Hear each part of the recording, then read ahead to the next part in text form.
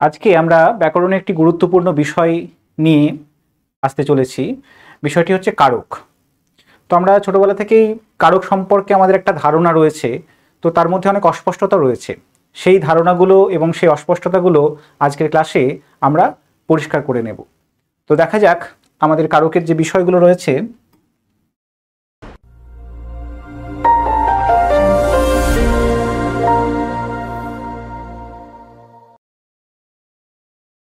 কারকের সঙ্গে ওতপ্রোতভাবে জড়িত যে বিষয় সেটা হচ্ছে বিভক্তি। তো বিভক্তি প্রসঙ্গে আমরা যাব, তার আগে কারক বলতে আমরা কি বুঝি সেটা একটু সামান্য জেনে নেওয়ার চেষ্টা করি। কারক হচ্ছে বাক্যের বিশেষ্য বা সর্বনাম পদের সঙ্গে ক্রিয়াপদের যে সম্পর্ক, তাকেই মূলত কারক বলা হয়। বিশেষ্য বা সর্বনাম পদের সঙ্গে ক্রিয়াপদের যে সম্পর্ক। এখন আমরা দেখব লক্ষ্য করে যে বিশেষ্য এবং সর্বনাম পদ ছাড়াও ক্রিয়াপদের যে সম্পর্ক, তার বাইরেও আরো অনেক পদ কোন একটা বাক্যের মধ্যে থাকতে পারে। তাহলে তাকে আমরা কি বলবো? তাকে বলা হয় অকারক পদ। অকারক পদ, সে বিষয়ে আমরা কারকের শেষে আলোচনা করব। অকারক পদ বলতে আমরা কি বুঝি এবং তার সঙ্গে মূল ক্রিয়াপদের কি সম্পর্ক থাকতে পারে বা না পারে। তো কারকের সঙ্গে যে বিষয়টা সব থেকে গুরুত্বপূর্ণ সেটা হচ্ছে বিভক্তি। বাংলায় মূলত যে 5টি বিভক্তি রয়েছে আমরা জানি, এ, কে, রে, তে, ঠিক আছে, এবং র বিভক্তি আছে। কিন্তু কারক নির্ণয়ের সময় আমাদের মাথায় রাখতে হবে, আমরা যখন সংস্কৃত কারক পড়ি, সংস্কৃত কারক নির্ণয়ের যে পদ্ধতি এবং বাংলা কারক নির্ণয়ের পদ্ধতি, তার মধ্যে একটা বিস্তর ফারাক রয়েছে। সেই জায়গা নিয়ে আমরা আলোচনা করব। তো আজকের ক্লাসের আলোচ্য বিষয়গুলো আমি মোটামুটি বললাম তোমাদের। এবার আমরা কারকের মূল বিষয়ের মধ্যে প্রবেশ করি।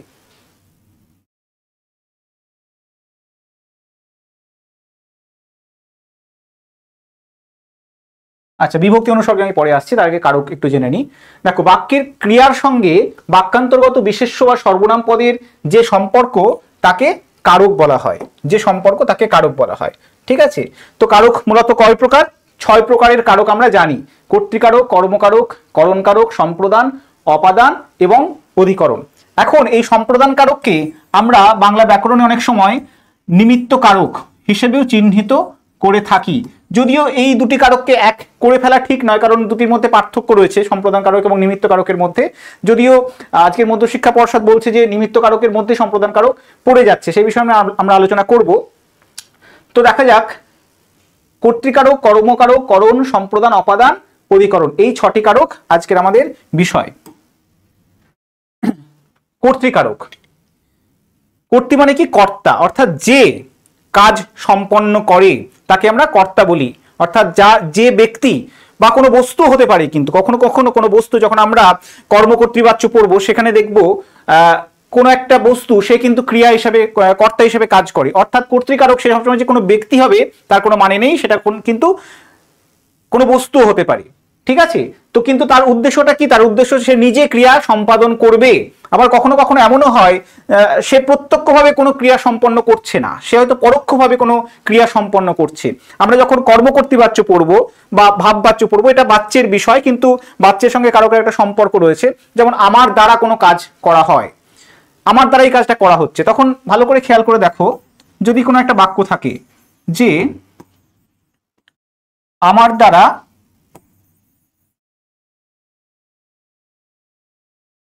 কবিতাটি লেখা হলো, তো দেখো আমার দ্বারা কবিতাটি লেখা হলো, এখানে কিন্তু স্পষ্ট করে যদি প্রশ্ন করা হয় কে কবিতাটি লিখলো, তাহলে কিন্তু প্রত্যক্ষভাবে কোনো উত্তর পাবো না, কোনো আনসার পাবো না।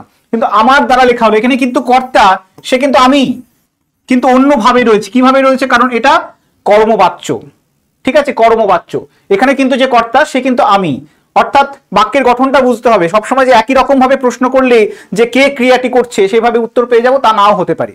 আবার তার যাওয়া হলো, যখন ভাব বাচ্চে থাকবে কোনো একটা বাক্য, তার যাওয়া হলো, এখানে কিন্তু কর্তাকে সে। বলতে পারলাম? এই বিষয়গুলো আমরা আরো ডিটেলসে পড়বো। তো দেখা যাক,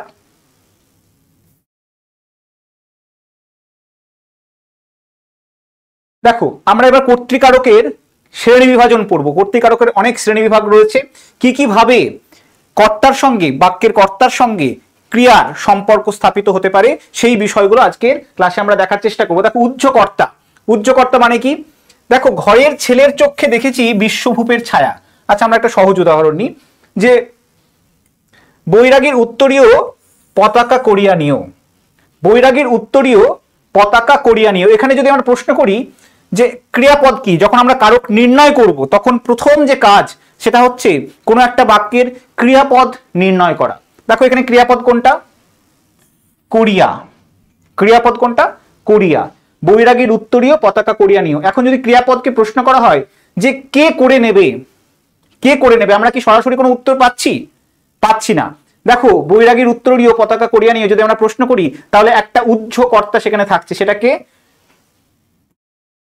তুমি, তাই তো? ভালো করে খেয়াল করলে দেখবে যে বৈরাগীর উত্তরীয় তুমি পতাকা করিয়া নিও, এই তুমিটা কিন্তু বাক্যের মধ্যে নেই। তাহলে এই বাক্যের মধ্যে নেই অথচ তার একটা উপস্থিতি রয়েছে, এই বিষয়টাকে আমরা বলবো উহ্য কর্তা। যেমন আরেকটা উদাহরণ দেখো, বনের পাখি আয় খাঁচায় থাকি নিরিবিলে। বনের পাখি আয় খাঁচায় থাকি নিরিবিলে, ভালো করে প্রশ্ন করলে দেখা যাবে থাকি এটা হচ্ছে ক্রিয়াপদ, প্রথম কাজ হচ্ছে ক্রিয়া চিহ্নিত করা, থাকি ক্রিয়াপদ। এখন এই ক্রিয়াকে প্রশ্ন করতে হবে যে কে থাকবে, তাই তো, বা কার থাকার কথা বলা হচ্ছে। এখানে কি তাহলে কর্তা কি বনের পাখি হবে? তা কিন্তু নয়। ভালো করে প্রশ্ন করে বুঝতে হবে যেখানে কর্তাটা কে, বনের পাখি আয়, কর্তাটা কিন্তু বনের পাখি নয়, কর্তাটাকে আমরা। বনের পাখি আয় আমরা থাকি নিরিবিলে, অর্থাৎ আমি এবং বনের পাখি, যে কবি তিনি নিজে এবং বনের পাখি উভয়ই কিন্তু এখানে কর্তা, তাই কর্তাটা হচ্ছে কে, আমরা। কখনো কখনো দেখা যায় যে বহু ক্রিয়ার এক কর্তা থাকতে পারে, যে একজন কর্তা কিন্তু তার ক্রিয়া একাধিক হতে পারে, একাধিক ক্রিয়া সে সম্পন্ন করতে পারে। যেমন আবার সাতগা যাইবে, আবার পুরানো খেলুড়িদের সঙ্গে খেলা করিবে, আবার গঙ্গায় স্নান করিবে। এখানেও দেখো ভালো করে খেয়াল করে দেখো, এখানে কিন্তু এটাও কিন্তু উহ্য, এখানেও কিন্তু উহ্য কর্তা রয়েছে। এখানে কি উহ্য কর্তা রয়েছে, তুমি। তাহলে এটাও কিন্তু উহ্য কর্তা শ্রেণী বিভাগের মধ্যে পড়তে পারে, কিন্তু এটা আবার বহু ক্রিয়ার এক কর্তা। কেন? আবার তুমি সাতগা যাইবে, আবার পুরানো খেলুড়িদের সঙ্গে খেলা করিবে, আবার গঙ্গায় স্নান করিবে, অর্থাৎ তুমি কর্তা এবং তার একাধিক ক্রিয়া। আশা করি বোঝা গেছে। দেখো, ভৎসিয়া গর্জিয়া উঠি কহিলা ব্রাহ্মণ আমি তোর রক্ষাকর্তা। দেখো দুটো ক্রিয়া, ভৎসিয়া গর্জিয়া, অর্থাৎ ভর্ৎসনা করে এবং সে গর্জন করে সে বলছে যে আমি তোর রক্ষাকর্তা। পরবর্তী, এক ক্রিয়ার বহু কর্তা, এক বহু কর্তা মানে অর্থাৎ একাধিক কর্তা, সে কিন্তু একটাই ক্রিয়া সম্পন্ন করছে। যেমন উদাহরণ দেখো, নিত্য প্রয়োজনীয় জিনিসের দর, সাধারণ লোকের দুঃখ দুর্দশা, দেশে চুরি ডাকাতির সংখ্যা, দুর্নীতি দমনে সরকারের অক্ষমতা বোঝা তথা স্বভাব লজ্জার ভার একই সঙ্গে বাড়িয়া চলিল। বাড়িয়া চলিল অর্থাৎ বেড়ে গেল, কোনটা? একাধিক কর্তা কিন্তু এখানে রয়েছে। এবং ভালো করে খেয়াল করলে দেখা যাবে যে এখানে যে কর্তাগুলো কোনোটাই কিন্তু কোনো ব্যক্তি নয়, ব্যক্তিবাচক কর্তা নয়, সবটাই কিন্তু বস্তুবাচক এবং কোনো একটা বিষয়কে চিহ্নিত করছে। প্রয়োজনীয় জিনিসের দর, সাধারণ লোকের দুঃখ দুর্দশা, দেখে মনে হতে পারে যেন এগুলো কর্ম, তাই তো, কিন্তু এগুলো আসলে কর্তা, কারণ যে ক্রিয়া সম্পন্ন করছে এই একাধিক বিষয়গুলো, একাধিক বস্তুবাচক যে বিষয় সেগুলো কিন্তু এই ক্রিয়াকে সম্পন্ন করছে।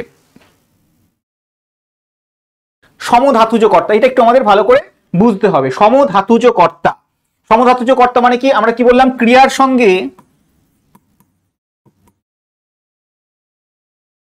কর্তৃপদের যে সম্পর্ক, তাই তো, কর্তৃপদের সম্পর্ক। এখন আমরা জানি, তোমরা যারা ধাতু বা প্রত্যয় সম্পর্কে কিছুটা ধারণা রেখেছো তারা জানো যে ক্রিয়াপদ সেটা মূলত কোনো ধাতু থেকে আসে, ধাতুর সঙ্গে হয় কোনো কৃৎ প্রত্যয় যুক্ত হয়, তাই তো। আর যখন ধাতুর সঙ্গে কৃৎ প্রত্যয় যুক্ত হয়ে কোনো একটা শব্দ তৈরি হতে পারে, আবার শব্দের সঙ্গে সেই শব্দের সঙ্গে আবার তদ্ধিত প্রত্যয় যুক্ত হয়ে নতুন করে একটা শব্দ তৈরি হতে পারে, ঠিক আছে। তো এই যে ক্রিয়াপদ সেটা যে ধাতু থেকে আসছে, সেটা যে ধাতু থেকে আসছে, আর কর্তৃপদ, কর্তৃপদের যে শব্দটা আমরা পাই এখানে মূলত পদ পাই আমরা, তো সেই পদটা যে ধাতু থেকে আসছে সেই দুটো ধাতু একই। যেমন দেখতে পারো যে শিমুল গাছটার বড় বার বেড়েছে, শিমুল গাছটার বড় বার বেড়েছে। এখানে দেখো বেড়েছে এটা হচ্ছে কি? এটা হচ্ছে ক্রিয়া, তাই তো, বেড়েছে এটা হচ্ছে ক্রিয়া। শিমুল গাছটার বড় বার বেড়েছে, তাহলে কে বেড়েছে? যদি প্রশ্ন করা যায় যে কে বেড়েছে, বার বেড়েছে, তাহলে এই যে ক্রিয়াপদ এবং এই যে কর্তৃপদ সেই দুটোর যে ধাতু সেটা কিন্তু একই, সেটা কি? বার, তাই তো। আবার দেখো, পাপের ফল এমন চমৎকার ভাবেই ফলে, পাপের ফল এমন চমৎকার ভাবেই ফলে, লক্ষ্য করতে পারছো? তাহলে এখানে দেখো ফলেটা হচ্ছে কি? ফলটা হচ্ছে ক্রিয়াপদ এবং পাপের ফল এটা হচ্ছে কর্তৃপদ। উভয়ের ক্ষেত্রেই কোন ধাতু রয়েছে, সেটা হচ্ছে ফল ধাতু, অর্থাৎ সমধাতুজ ক্রিয়া। সমধাতুজ কর্তা বলতে কি বোঝানো যাচ্ছে সেটা আশা করি বুঝতে পেরেছো। পাপের ফল চমৎকার ভাবেই ফলে, ঠিক আছে। উভয়ের ক্ষেত্রেই একই ধাতু রয়েছে, একে বলা হয় সমধাতুজ কর্তা। আমরা যখন তোমার কর্মকারক পড়বো তখনও দেখবো যে সমধাতুজ কর্মও সেখানে রয়েছে। সমধাতুজ কর্ম একই ক্রিয়াপদ, ক্রিয়াপদ যে ধাতু থেকে আসছে, কর্মকারকের যে পদ সেটাও একই ধাতু থেকে আসছে। পরবর্তী যে বিষয়, প্রযোজক কর্তা বা প্রযোজ্য কর্তা, এটা আমাদের ভালো করে বুঝতে হবে। প্রযোজক কর্তা এবং প্রযোজ্য কর্তা। প্রযোজক কর্তা মানে কি, একটা বাক্যের মধ্যে আমরা একাধিক কর্তা হতে পারে এটা জেনেছি, এক ক্রিয়ার বহু কর্তা হতে পারে এটা আমরা জেনেছি। এই যে বহু কর্তা, সেই বহু কর্তার মধ্যে একজন কর্তা সে কোনো একটা ক্রিয়া সম্পন্ন করছে, কাউকে দিয়ে করাচ্ছে, হতে পারে কাউকে দিয়ে করাচ্ছে, সে নিজে করছে কিংবা কাউকে দিয়ে করাচ্ছে। যখন কোনো একজন কর্তা সে কাউকে দিয়ে কোনো কাজ করাবে তখন তাকে বলা হবে প্রযোজক কর্তা, আর যে কাজটা করবে সে হচ্ছে প্রযোজ্য কর্তা। বোঝা গেল? ভালো করে দেখো, ছোট্ট একটা উদাহরণ, যে মা শিশুকে চাঁদ দেখাচ্ছে, আমাদের খুব পরিচিত উদাহরণ। এখানে দেখো কে কাজটা করছে, আসলে কে কাজটা করছে আর কে করাচ্ছে? মা কিন্তু কাজটা করাচ্ছে, মা কিন্তু কাজটা করাচ্ছে। মা শিশুকে চাঁদ দেখাচ্ছে, কাজটা করাচ্ছে কে? মা। মা হচ্ছে প্রযোজক কর্তা। আর কাজটা করছে কে? কাজটা করছে কে, কাকে করানো হচ্ছে? সেটা হচ্ছে শিশু, ঠিক আছে। এই শিশু হচ্ছে প্রযোজ্য কর্তা। বোঝা গেল? শিশু হচ্ছে প্রযোজ্য কর্তা এবং মা, মা হচ্ছে প্রযোজক কর্তা। যেমন আর একটা উদাহরণ দিলে তোমরা আরো স্পষ্টভাবে বুঝতে পারবে। কেয়া কুমকুমকে পড়াইবে, কেয়া কুমকুমকে পড়াইবে। এখানে দেখো এই যে কেয়া, সে কাকে পড়াবে? কুমকুমকে পড়াবে। তাহলে এখানে পড়ছে কে? পড়ছে কিন্তু কুমকুম, অর্থাৎ সে হচ্ছে প্রযোজ্য কর্তা। কিন্তু কুমকুমকে পড়াচ্ছে কে? কেয়া। কেয়া হচ্ছে পড়াচ্ছে কুমকুমকে, তাই কেয়া সেটা কি? সে হচ্ছে প্রযোজক কর্তা। নিরপেক্ষ কর্তা, নিরপেক্ষ কর্তা। দেখো একই বাক্যে আমরা জানি যে ক্রিয়াপদ সেটাও আবার দু রকমের হতে পারে, সমাপিকা ক্রিয়া, অসমাপিকা ক্রিয়া, ঠিক আছে। সমাপিকা ক্রিয়া মানে কি, যে ক্রিয়ার মধ্য দিয়ে কোনো একটা কাজ সেটা পুরোপুরি সম্পন্ন হওয়া বোঝায় তাকে বলা হয় সমাপিকা ক্রিয়া। আর অসমাপিকা ক্রিয়া কি, যে ক্রিয়ার মধ্য দিয়ে কোনো কাজ সম্পূর্ণ হয় না, তার মধ্যে একটা অসম্পূর্ণতা থাকে, সেটাকে বলা হয় অসমাপিকা ক্রিয়া। তো এই যে আমরা অসমাপিকা ক্রিয়া যদি কোনো বাক্যের মধ্যে পাই, তো সেই অসমাপিকা ক্রিয়ার যে কর্তা তাকে বলা হবে নিরপেক্ষ কর্তা। অসমাপিকা ক্রিয়ার যে কর্তা তাকে বলা হবে নিরপেক্ষ কর্তা। যেমন তোমরা লক্ষ্য করতে পারবে, দেখো, তুমি মাতৃহীন হলে আমি তোমায় প্রতিপালন করেছিলাম। তুমি মাতৃহীন হলে আমি তোমায় প্রতিপালন করেছিলাম। এখানে দেখো তুমি মাতৃহীন হলে, অর্থাৎ এখানে যে সমাপিকা ক্রিয়া সেটা কোনটা? করেছিলাম। আর এখানে অসমাপিকা ক্রিয়া কোনটা? এই যে হলে, ঠিক আছে। তুমি মাতৃহীন হলে আমি তোমায় প্রতিপালন করেছিলাম। তাহলে এখানে অসমাপিকা ক্রিয়ার কর্তাটা কে? তুমি। আর সমাপিকা ক্রিয়ার কর্তাটা কে? আমি। তাহলে এই যে অসমাপিকা ক্রিয়ার যে কর্তা তুমি, এইটা হচ্ছে নিরপেক্ষ কর্তা, এইটা হচ্ছে নিরপেক্ষ কর্তা, ঠিক আছে। আর একটা উদাহরণ তোমরা দেখো, তাহলে আরো স্পষ্ট বুঝতে পারবে। আখি গেলে মোর সীমা চলে যাবে, আখি গেলে মোর সীমা চলে যাবে। তাহলে এখানে সমাপিকা ক্রিয়া কোনটা? যখনই নিরপেক্ষ কর্তা তোমরা চিহ্নিত করবে তখনই সমাপিকা ক্রিয়া এবং অসমাপিকা ক্রিয়া এই দুটোকে চিহ্নিত করতে হবে আগে। এখানে সমাপিকা ক্রিয়া কোনটা? চলে যাবে, চলে যাবে, এটা হচ্ছে সমাপিকা ক্রিয়া, ঠিক আছে। তাহলে কে চলে যাবে? সীমা। এটা কিন্তু নিরপেক্ষ কর্তা নয়। নিরপেক্ষ কর্তা কোনটা? এই যে আখি গেলে, অসমাপিকা ক্রিয়া হচ্ছে গেলে, তাহলে এই যে আখি, এইটা আখি, এটা হচ্ছে নিরপেক্ষ কর্তা, ঠিক আছে। চলো পরবর্তী যে বিষয়, কর্ম কর্তৃবাচ্যের কর্তা। একটু আগে আমরা বলছিলাম যে এমন কর্তৃকারক থাকতে পারে, এমন কর্তৃপদ থাকতে পারে কোনো বাক্যের মধ্যে যেটা কোনো ব্যক্তিবাচক নয়, যেটা বস্তুবাচক, এবং আপাতভাবে দেখে মনে হতে পারে যে সেটা আসলে কোনো কর্ম, ঠিক আছে। কর্ম বলতে আমরা কি বুঝি সেটা পরে আমরা দেখবো, কর্তৃকারকের পরে।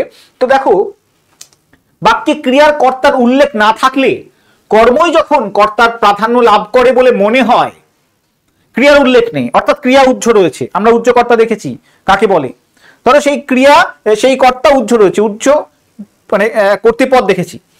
এখন সেই কর্তা যখন উহ্য রয়েছে, তখন যদি কর্মটাই যদি কর্তার ভূমিকা পালন করে বা ভূমিকা পালন করছে বলে মনে হয়, তার একটা উহ্য কর্তা আছে, কিন্তু কর্মটাই কর্তার ভূমিকা পালন করছে বলে আমাদের মনে হচ্ছে, সেক্ষেত্রে তখন আমরা তাকে কি বলবো? কর্ম কর্তৃবাচ্যের কর্তা। ভালো করে দেখো,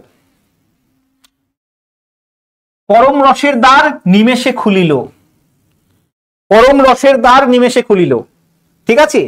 বা আমরা আরো বলতে পারি যে ধরো আমরা বললাম যে বালতিটা ভরলো। ভালো করে দেখো, বালতিটা ভরলো, দুটো উদাহরণ আমরা দেখলাম। পরম রসের দ্বার নিমেষে খুলিল, এখানে আসলে কর্তা সে কিন্তু উহ্য রয়েছে, কে খুললো?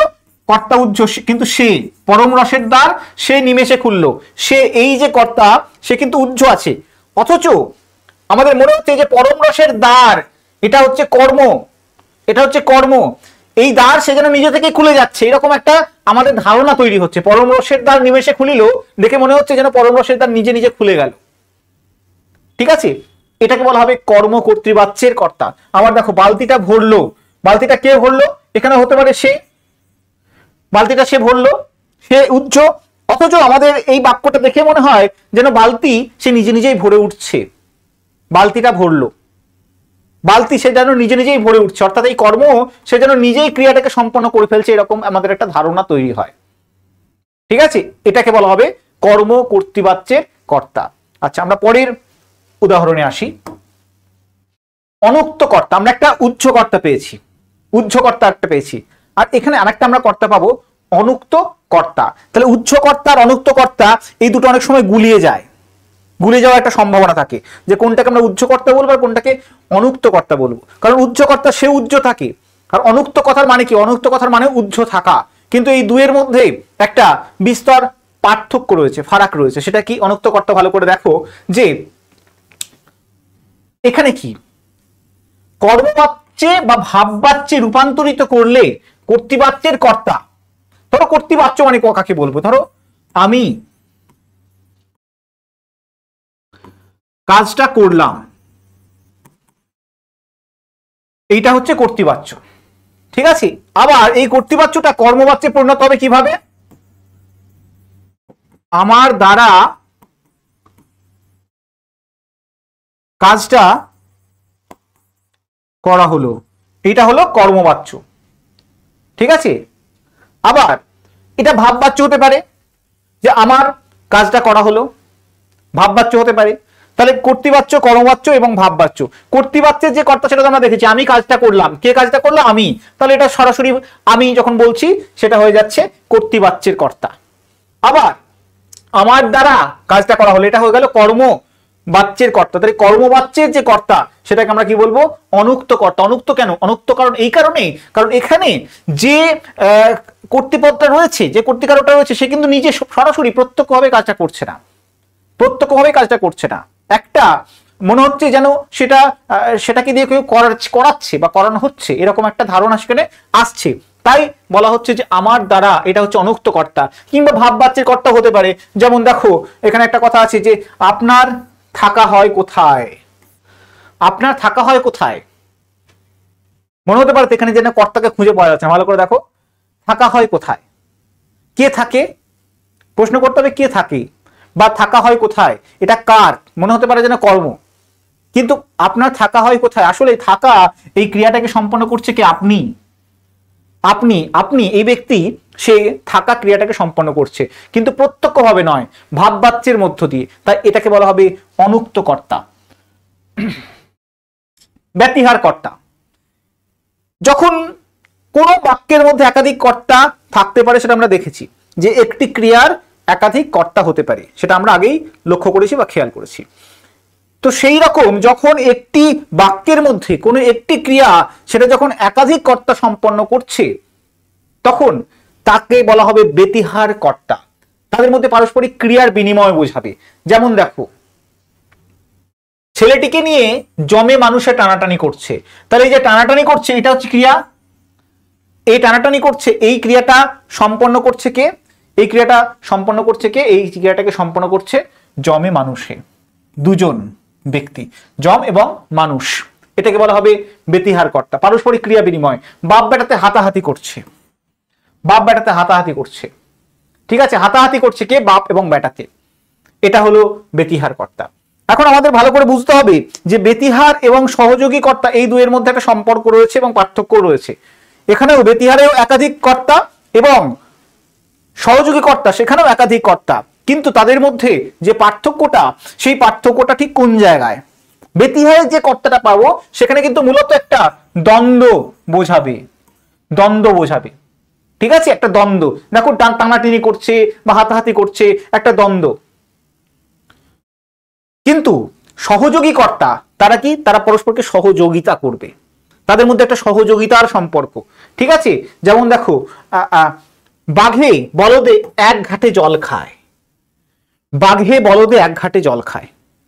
বাঘ আর বলদ এই দুইয়ের মধ্যে তো একটা দ্বন্দ্ব থাকে, দ্বন্দ্ব কাজ করে, তাই তো। কারণ কি, বাঘ সাধারণত সে বলদকে খেয়ে ফেলে, হিংস্র প্রাণী, কিন্তু অথচ বাঘ এবং বলদ তারা এক ঘাটে জল খাচ্ছে, অর্থাৎ তাদের মধ্যে একটা সহযোগিতার সম্পর্ক তৈরি হচ্ছে, তাই একে বলা হবে সহযোগী কর্তা, ঠিক আছে। আশা করি বুঝতে পেরেছো যে ব্যতিহার কর্তা এবং সহযোগী কর্তার মধ্যে কি সম্পর্ক রয়েছে। সাধন কর্তা, সাধন কর্তা বলতে কি বোঝাবে? দেখো আমরা কর্ম বাচ্যের কর্তা, কর্মকর্তৃবাচ্যের কর্তাকে আমরা দেখেছি বা বুঝেছি। যখন কোনো একটা কর্মকারকের পদ, সেই কর্মকারকের পদটাকে মনে হবে যে সেই ক্রিয়া কর্তার মতো ভূমিকা পালন করছে এবং ক্রিয়াটাকে সম্পন্ন করছে, এটা আমাদের মনে হবে বা এই ধারণাটা তৈরি হবে। কিন্তু এখানে সাধনকর্তা যখন আমরা পড়বো, তখন কর্মকর্তৃবাচ্যের কর্তার সঙ্গে যেন গুলিয়ে না যায়। সাধনকর্তা কাকে বলবো? এখানে কোনো একটা উপাদান, কোনো একটা উপকরণ সে কর্তা হিসেবে কাজ করে, ভালো করে বুঝবে। কি বললাম? কোনো একটা উপাদান, ধরো ঢেঁকি, এটা তো একটা উপাদান, কিংবা ঘানি, এটা তো একটা উপাদান। কিন্তু এই ঢেঁকি বা ঘানি, ঢেঁকি মানে কি? যেটাতে ধান ভানা হয় তাকে বলা হয় ঢেঁকি। ঘানি মানে কি? যেটা সর্ষে পেশা হয় তাকে বলা হয় ঘানি। কোনো কিছু পেষণ করা হয় তাকে বলা হয় ঘানি। তো এই উপাদান সেটাই যখন কর্তৃকারকের ভূমিকা পালন করবে, যেমন দেখো ঢেঁকি স্বর্গে গিয়েও ধান ভানে, এখানে এই যে ঢেঁকি, এটা কিন্তু এখন উপাদান হয়ে উপাদান হিসেবে থাকলো না, এ নিজে কিন্তু একজন কর্তা হয়ে একজন ব্যক্তি হয়ে গেল, অথচ সেই ব্যক্তিটা কি? সেই ব্যক্তিটা কোনো উপাদানের নাম নির্ভর।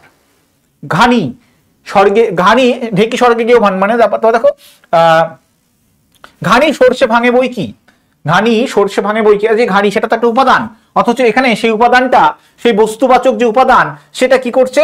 সেটা কর্তা হিসেবে কাজ করছে, তাই তো, সেটা কর্তা হিসেবে কাজ করছে। তাহলে একে বলা হবে সাধন কর্তা। তাহলে কর্মকর্তৃবাচ্যের যে কর্তা এবং সাধন কর্তার মধ্যে যে পার্থক্যটা, সেটা আশা করি তোমরা বুঝতে পেরেছো।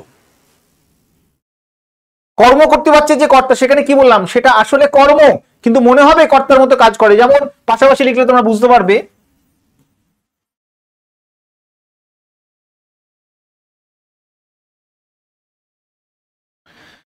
বালতিটা ভরলো,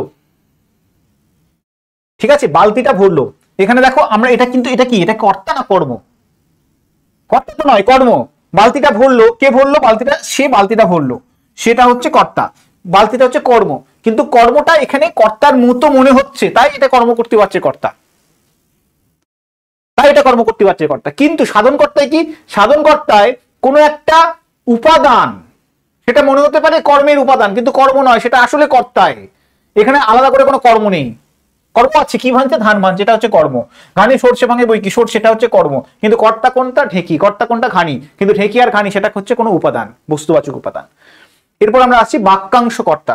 তোমরা আশা করি একটু ধারণা রাখো যে বাক্যাংশ এবং উপবাক্যাংশ বলতে কি বোঝায়। বাক্যাংশ মানে ইংরেজিতে তোমরা এই দুটো শব্দ শুনে থাকবে, একটা হচ্ছে ফ্রেজ এবং আরেকটা হচ্ছে ক্লজ। ফ্রেজ এবং ক্লজ। ফ্রেজ মানে কি? ফ্রেজ মানে হচ্ছে বাক্যাংশ। বাক্যাংশ বলতে কি বোঝায়? এখানে কোনো সমাপিকা ক্রিয়া থাকবে না। এখানে এই যে ফ্রেজ, এখানে কোনো কি থাকবে না? সমাপিকা ক্রিয়া থাকবে না। আর এই যে ক্লজ, ক্লজে কিন্তু একটা সমাপিকা ক্রিয়া থাকে। ফ্রেজে অসমাপিকা ক্রিয়া থাকতে পারে, কিন্তু কোনো সমাপিকা ক্রিয়া থাকবে না। কিন্তু ক্লজ যেটা, সেখানে একটা সমাপিকা ক্রিয়া থাকে। আমরা দুটো কারক একসঙ্গে পড়বো, একটা হচ্ছে বাক্যাংশ কারক, ঠিক আছে, বাক্যাংশ কর্তা এবং উপবাক্যীয় কর্তা, এই দুটোকে একসঙ্গে পড়তে হবে, একসঙ্গে বুঝতে হবে। বাক্যাংশ কর্তা মানে কি, যখন কোনো ফ্রেজ যার মধ্যে কোনো সমাপিকা ক্রিয়া নেই সেটা যখন কর্তৃকারক হিসেবে কাজ করবে তাকে বলা হবে বাক্যাংশ কর্তা। আর উপবাক্যীয় কর্তা কাকে বলবো, যখন কোনো সমাপিকা ক্রিয়াযুক্ত বাক্যের অংশ কিন্তু অথচ তার মধ্যে একটা সমাপিকা ক্রিয়া আছে, সেটা যখন কর্তা হিসেবে কাজ করবে তাকে বলা হবে উপবাক্যীয় কর্তা। যেমন দেখো, আচ্ছা,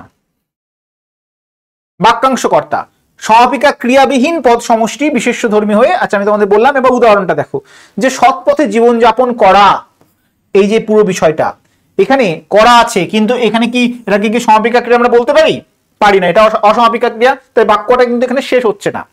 এটা একটা বাক্যাংশ, এটা একটা ফ্রেজ, এর মধ্যে একটা অসমাপিকা ক্রিয়া আছে, কিন্তু এই পুরোটা সৎপথে জীবনযাপন করা, এই পুরোটা এখানে বিশেষ্যের মতো আচরণ করছে। এই যে বিশেষ্যধর্মী হয়ে একটি অখণ্ড ভাব প্রকাশ করে, এটা মাথায় রাখতে হবে যে বিশেষ্যধর্মী হয়ে একটি অখণ্ড ভাব প্রকাশ করে। সৎপথে জীবনযাপন করা বিশেষ্যধর্মী হয়ে এটা একটা ভাব প্রকাশ করছে, আদৌ সহজ নয়। তাহলে আদৌ সহজ নয় কোনটা, সৎপথে জীবনযাপন করা, এইটা যেন একটা কর্তার ভূমিকা পালন করছে, এই বাক্যাংশটা একটা কর্তার ভূমিকা পালন করছে, এবং তার ক্রিয়াপদ কি, তার ক্রিয়াপদ হচ্ছে সহজ নয়। ঠিক আছে, এবার আমরা আসবো উপবাক্যীয় কর্তা। উপবাক্যীয় কর্তা মানে কি, আমি কি বললাম, ক্লজ। এখানে ক্লজ মানে কি বললাম, যে সেটাও একটা বাক্যাংশ, কিন্তু তার মধ্যে একটা সমাপিকা ক্রিয়া থাকে, এবং সেই উপবাক্য, সেটা যখন উপবাক্য অর্থাৎ সেটা বাক্যেরই একটা অংশ, কিন্তু তার মধ্যে সমাপিকা ক্রিয়া আছে, কিন্তু টোটাল বাক্যটা সেখানে শেষ হয়নি, সেই রকম উপবাক্য যখন কর্তা হিসেবে কাজ করবে তখন তাকে বলা হবে উপবাক্যীয় কর্তা। যেমন দেখো, ভয় কারে কয় নাইকো জানা, ভয় কারে কয়, দেখো এখানে কিন্তু এটা কিন্তু একটা উপবাক্য, অথচ এটা ইটসেলফ যেন একটা মনে হচ্ছে বাক্য, সম্পূর্ণ বাক্য। কেন, কারণ এর মধ্যে একটা সমাপিকা ক্রিয়া রয়েছে। ভয় কাকে বলে, বাক্যটা এখানেও শেষ হতে পারতো, কিন্তু এখানে শেষ হলো না, সেটা কর্তা হিসেবে কাজ করলো, এবং তার ক্রিয়া কি হয়ে গেল, নাইকো জানা। তাহলে এইটা হয়ে গেল কর্তা, এই যে উপবাক্য এটা হয়ে গেল তখন কর্তা, ঠিক আছে, এবং তার ক্রিয়াপদ কোনটা, নাইকো জানা।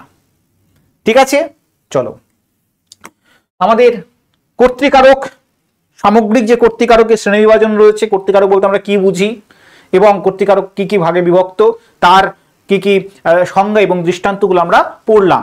এবারে আমরা কর্মকারকে আসছি। দেখো, কর্মকারক কর্তা যাকে আশ্রয় করে কোনো ক্রিয়া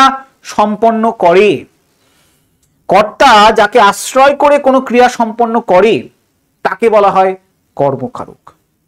যেমন দেখো, আমি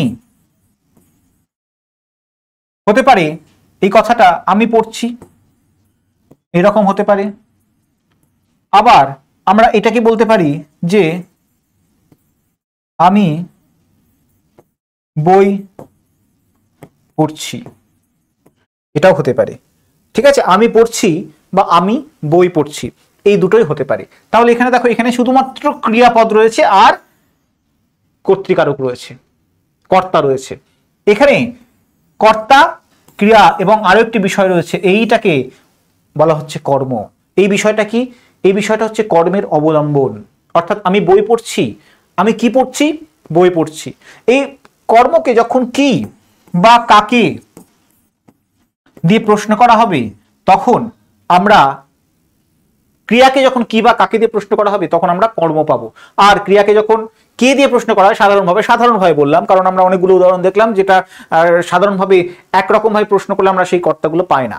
যেমন আমার দ্বারা কাজটা করা হচ্ছে, তখন আমরা যদি প্রশ্ন করি যে করা হচ্ছে, কে করা হচ্ছে, তাহলে কি হবে, তাহলে তো কাজটা এই উত্তরটা আমরা পেয়ে যাব। সেক্ষেত্রে তখন সেটা কিন্তু কর্ম উত্তরটা পাবো, কর্তাকে পাবো না। তাই সব ক্ষেত্রে যে কে দিয়ে প্রশ্ন করলে আমরা কর্তৃকারক পেয়ে যাবো, এই ধারণাটাকে ভাঙতে হবে। সবসময় কে দিয়ে প্রশ্ন করলে আমরা কর্তাকে পাই না। আমাদের বাক্যের অর্থ বুঝে কর্তা নির্ণয় করতে হবে। যে কারণে বলা হচ্ছে যে আমরা সংস্কৃত ব্যাকরণের যে কারক নির্ণয়ের যে প্রক্রিয়া এবং বাংলা ব্যাকরণের যে কারক নির্ণয়ের প্রক্রিয়া, এই দুয়ের মধ্যে একটা আকাশ পাতাল পার্থক্য রয়েছে। কারণ সংস্কৃত ব্যাকরণে কারক নির্ণয় করা হতো সম্পূর্ণভাবে বিভক্তি দেখে, বিভক্তি চিহ্ন দেখে।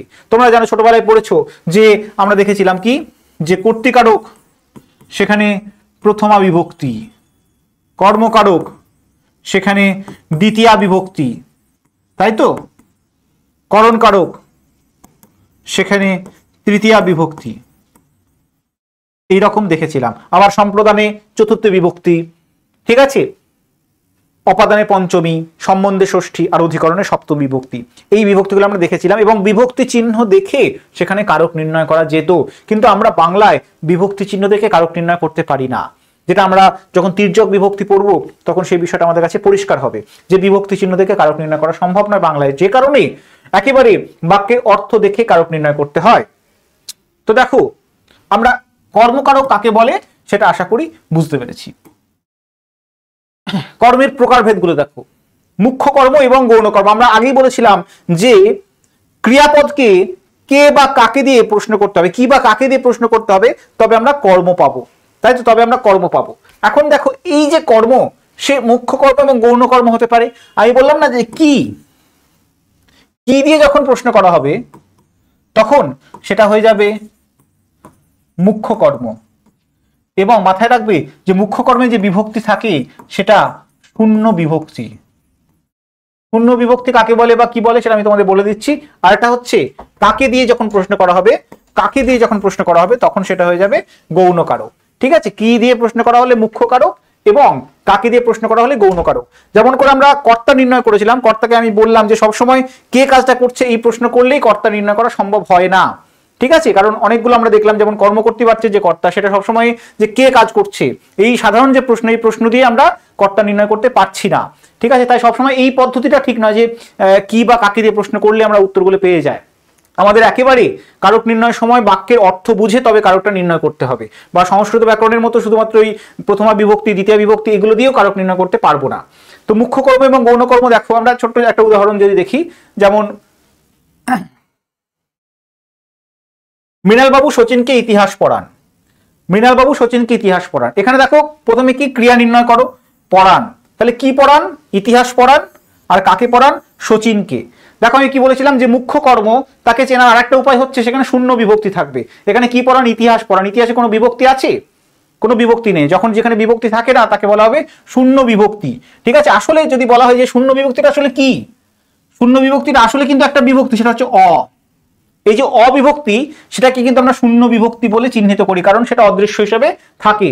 এই যেটাকে যদি আমরা বর্ণ বিশ্লেষণ করি তাহলে কি পাবো? অ পাবো। আর শচীনকে, এটা হয়ে যাবে কি, এটা হয়ে যাবে গৌণ কারক। এবং গৌণ কারকের যে বিভক্তি সেটা সবসময় তোমরা জানবে যে কে বিভক্তি সচরাচর হয় গৌণ কারকে। আরো একটি কারকে কে বিভক্তি হয়, সেটা সম্প্রদান কারক। সে কারণে গৌণ কারক এবং সম্প্রদান কারক গুলিয়ে যায় অনেক সময়, সেটা আমরা পরে দেখছি। আচ্ছা, উদ্দেশ্য কর্ম এবং বিধেয় কর্ম।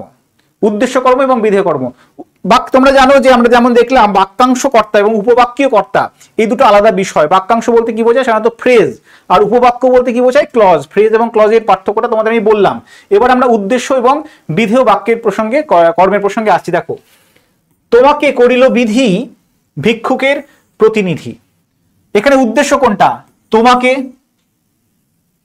এবং ভিক্ষুকের প্রতিনিধি। তাহলে কি করলো? এই যে করিল, এটা হচ্ছে ক্রিয়াপদ। ক্রিয়াপদকে তোমরা প্রশ্ন করো যে কাকে করলো? তোমাকে। এই যে মূল যে অংশটা সেটা হচ্ছে উদ্দেশ্য। এবং তার পরবর্তী যে অংশটা দেখো, ক্রিয়াপদের যে পরবর্তী অংশটা, কাকে কি করলো? ভিক্ষুকের প্রতিনিধি। একই রকম ভাবে দেখো, পরমহংসদেব টাকাকে মাটি আর মাটিকে টাকা মনে করতেন। পরমহংসদেব এই যে মনে করতেন, তাহলে এটা হয়ে যাবে ক্রিয়া। মনে করতেন, এটা হয়ে যাবে ক্রিয়া। কাকে মনে করতেন? টাকাকে, এটা হয়ে যাবে উদ্দেশ্য। আর বিধেয় কোনটা? কি মনে করতেন? মাটি মনে করতেন। দেখো, টাকাকে মাটি হচ্ছে বিধেয়, আর মাটিকে আবার দেখো এখানে দুটো উদ্দেশ্য এবং দুটো বিধেয় রয়েছে। কাকে মনে করতেন? টাকাকে, এটা হয়ে গেল উদ্দেশ্য কর্ম। কি মনে করতেন? মাটি। আবার দেখো, কাকে মনে করতেন? মাটিকে। কি মনে করতেন? টাকা। ঠিক আছে, অর্থাৎ একটা বাক্যের মধ্যে দুটো উদ্দেশ্য কর্ম এবং দুটো বিধেয় কর্ম থাকতে পারে। সমধাতুজ কর্ম, আমরা সমধাতুজ কর্তা একটু আগে দেখলাম, তাই ধারণাটা তোমাদের সকলের কাছে পরিষ্কার। ধারণার জায়গায় আমি যাচ্ছি না। সমধাতুজ কর্ম মানে কি, যখন ক্রিয়াপদ এবং যে কর্মকারক সেটা একই ধাতু থেকে উৎপন্ন হবে। যেমন এখানে আমরা দেখতে পাচ্ছি যে অসীম স্নেহের হাসি হাসিছেন বসে। এর আগে আমরা দেখেছিলাম যে কর্তা আর ক্রিয়াটা একই ধাতু থেকে উৎপন্ন। এখানে দেখো হাসিছেন বসে, হাসিছেন এটা হচ্ছে ক্রিয়া, কি হাসছেন, কি করছেন, হাসি হাসছেন, তাই তো। হাসিটা এখানে কিন্তু কর্ম, কি হাসছেন কারণ এই যে হাসি হাসা, এই হাসিকে অবলম্বন করে কর্মটা কিন্তু হচ্ছে।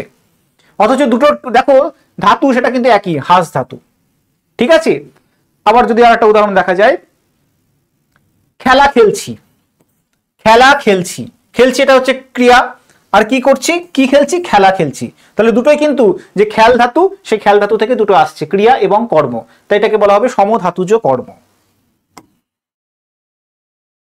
অসমাপিকা ক্রিয়ারূপ কর্ম, একটু আগে আমরা দেখলাম যে কর্তা, যখন অসমাপিকা ক্রিয়ার যে কর্তা তাকে আমরা কি বলেছিলাম, তাকে বলেছিলাম নিরপেক্ষ কর্তা, তাই তো। অসমাপিকা ক্রিয়ার যে কর্তা তাকে আমরা বলেছিলাম নিরপেক্ষ কর্তা।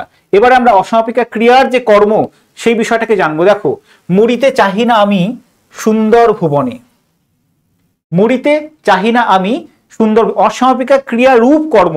এখানে দেখো যদি প্রশ্ন করা হয় যে চাই না, এটা তো ক্রিয়া, কর্তা কোনটা, আমি, কর্তা কোনটা, আমি, তাহলে কি চাই না যদি প্রশ্ন করা হয়, মরিতে বা মরতে, তাই তো। এই যে মরতে, এটা কি, এটা কিন্তু আসলে একটা অসমাপিকা ক্রিয়া, এটা কিন্তু কোনো বিশেষ্য নয় আবার বিশেষণ নয়, এটাও কিন্তু একটা ক্রিয়া। কি ক্রিয়া, অসমাপিকা ক্রিয়া। অথচ এই অসমাপিকা ক্রিয়াটাই এখানে কর্মরূপে কাজ করছে, এখানে কর্মরূপে কাজ করছে, তাই এটাকে বলা হচ্ছে অসমাপিকা ক্রিয়ারূপ কর্ম।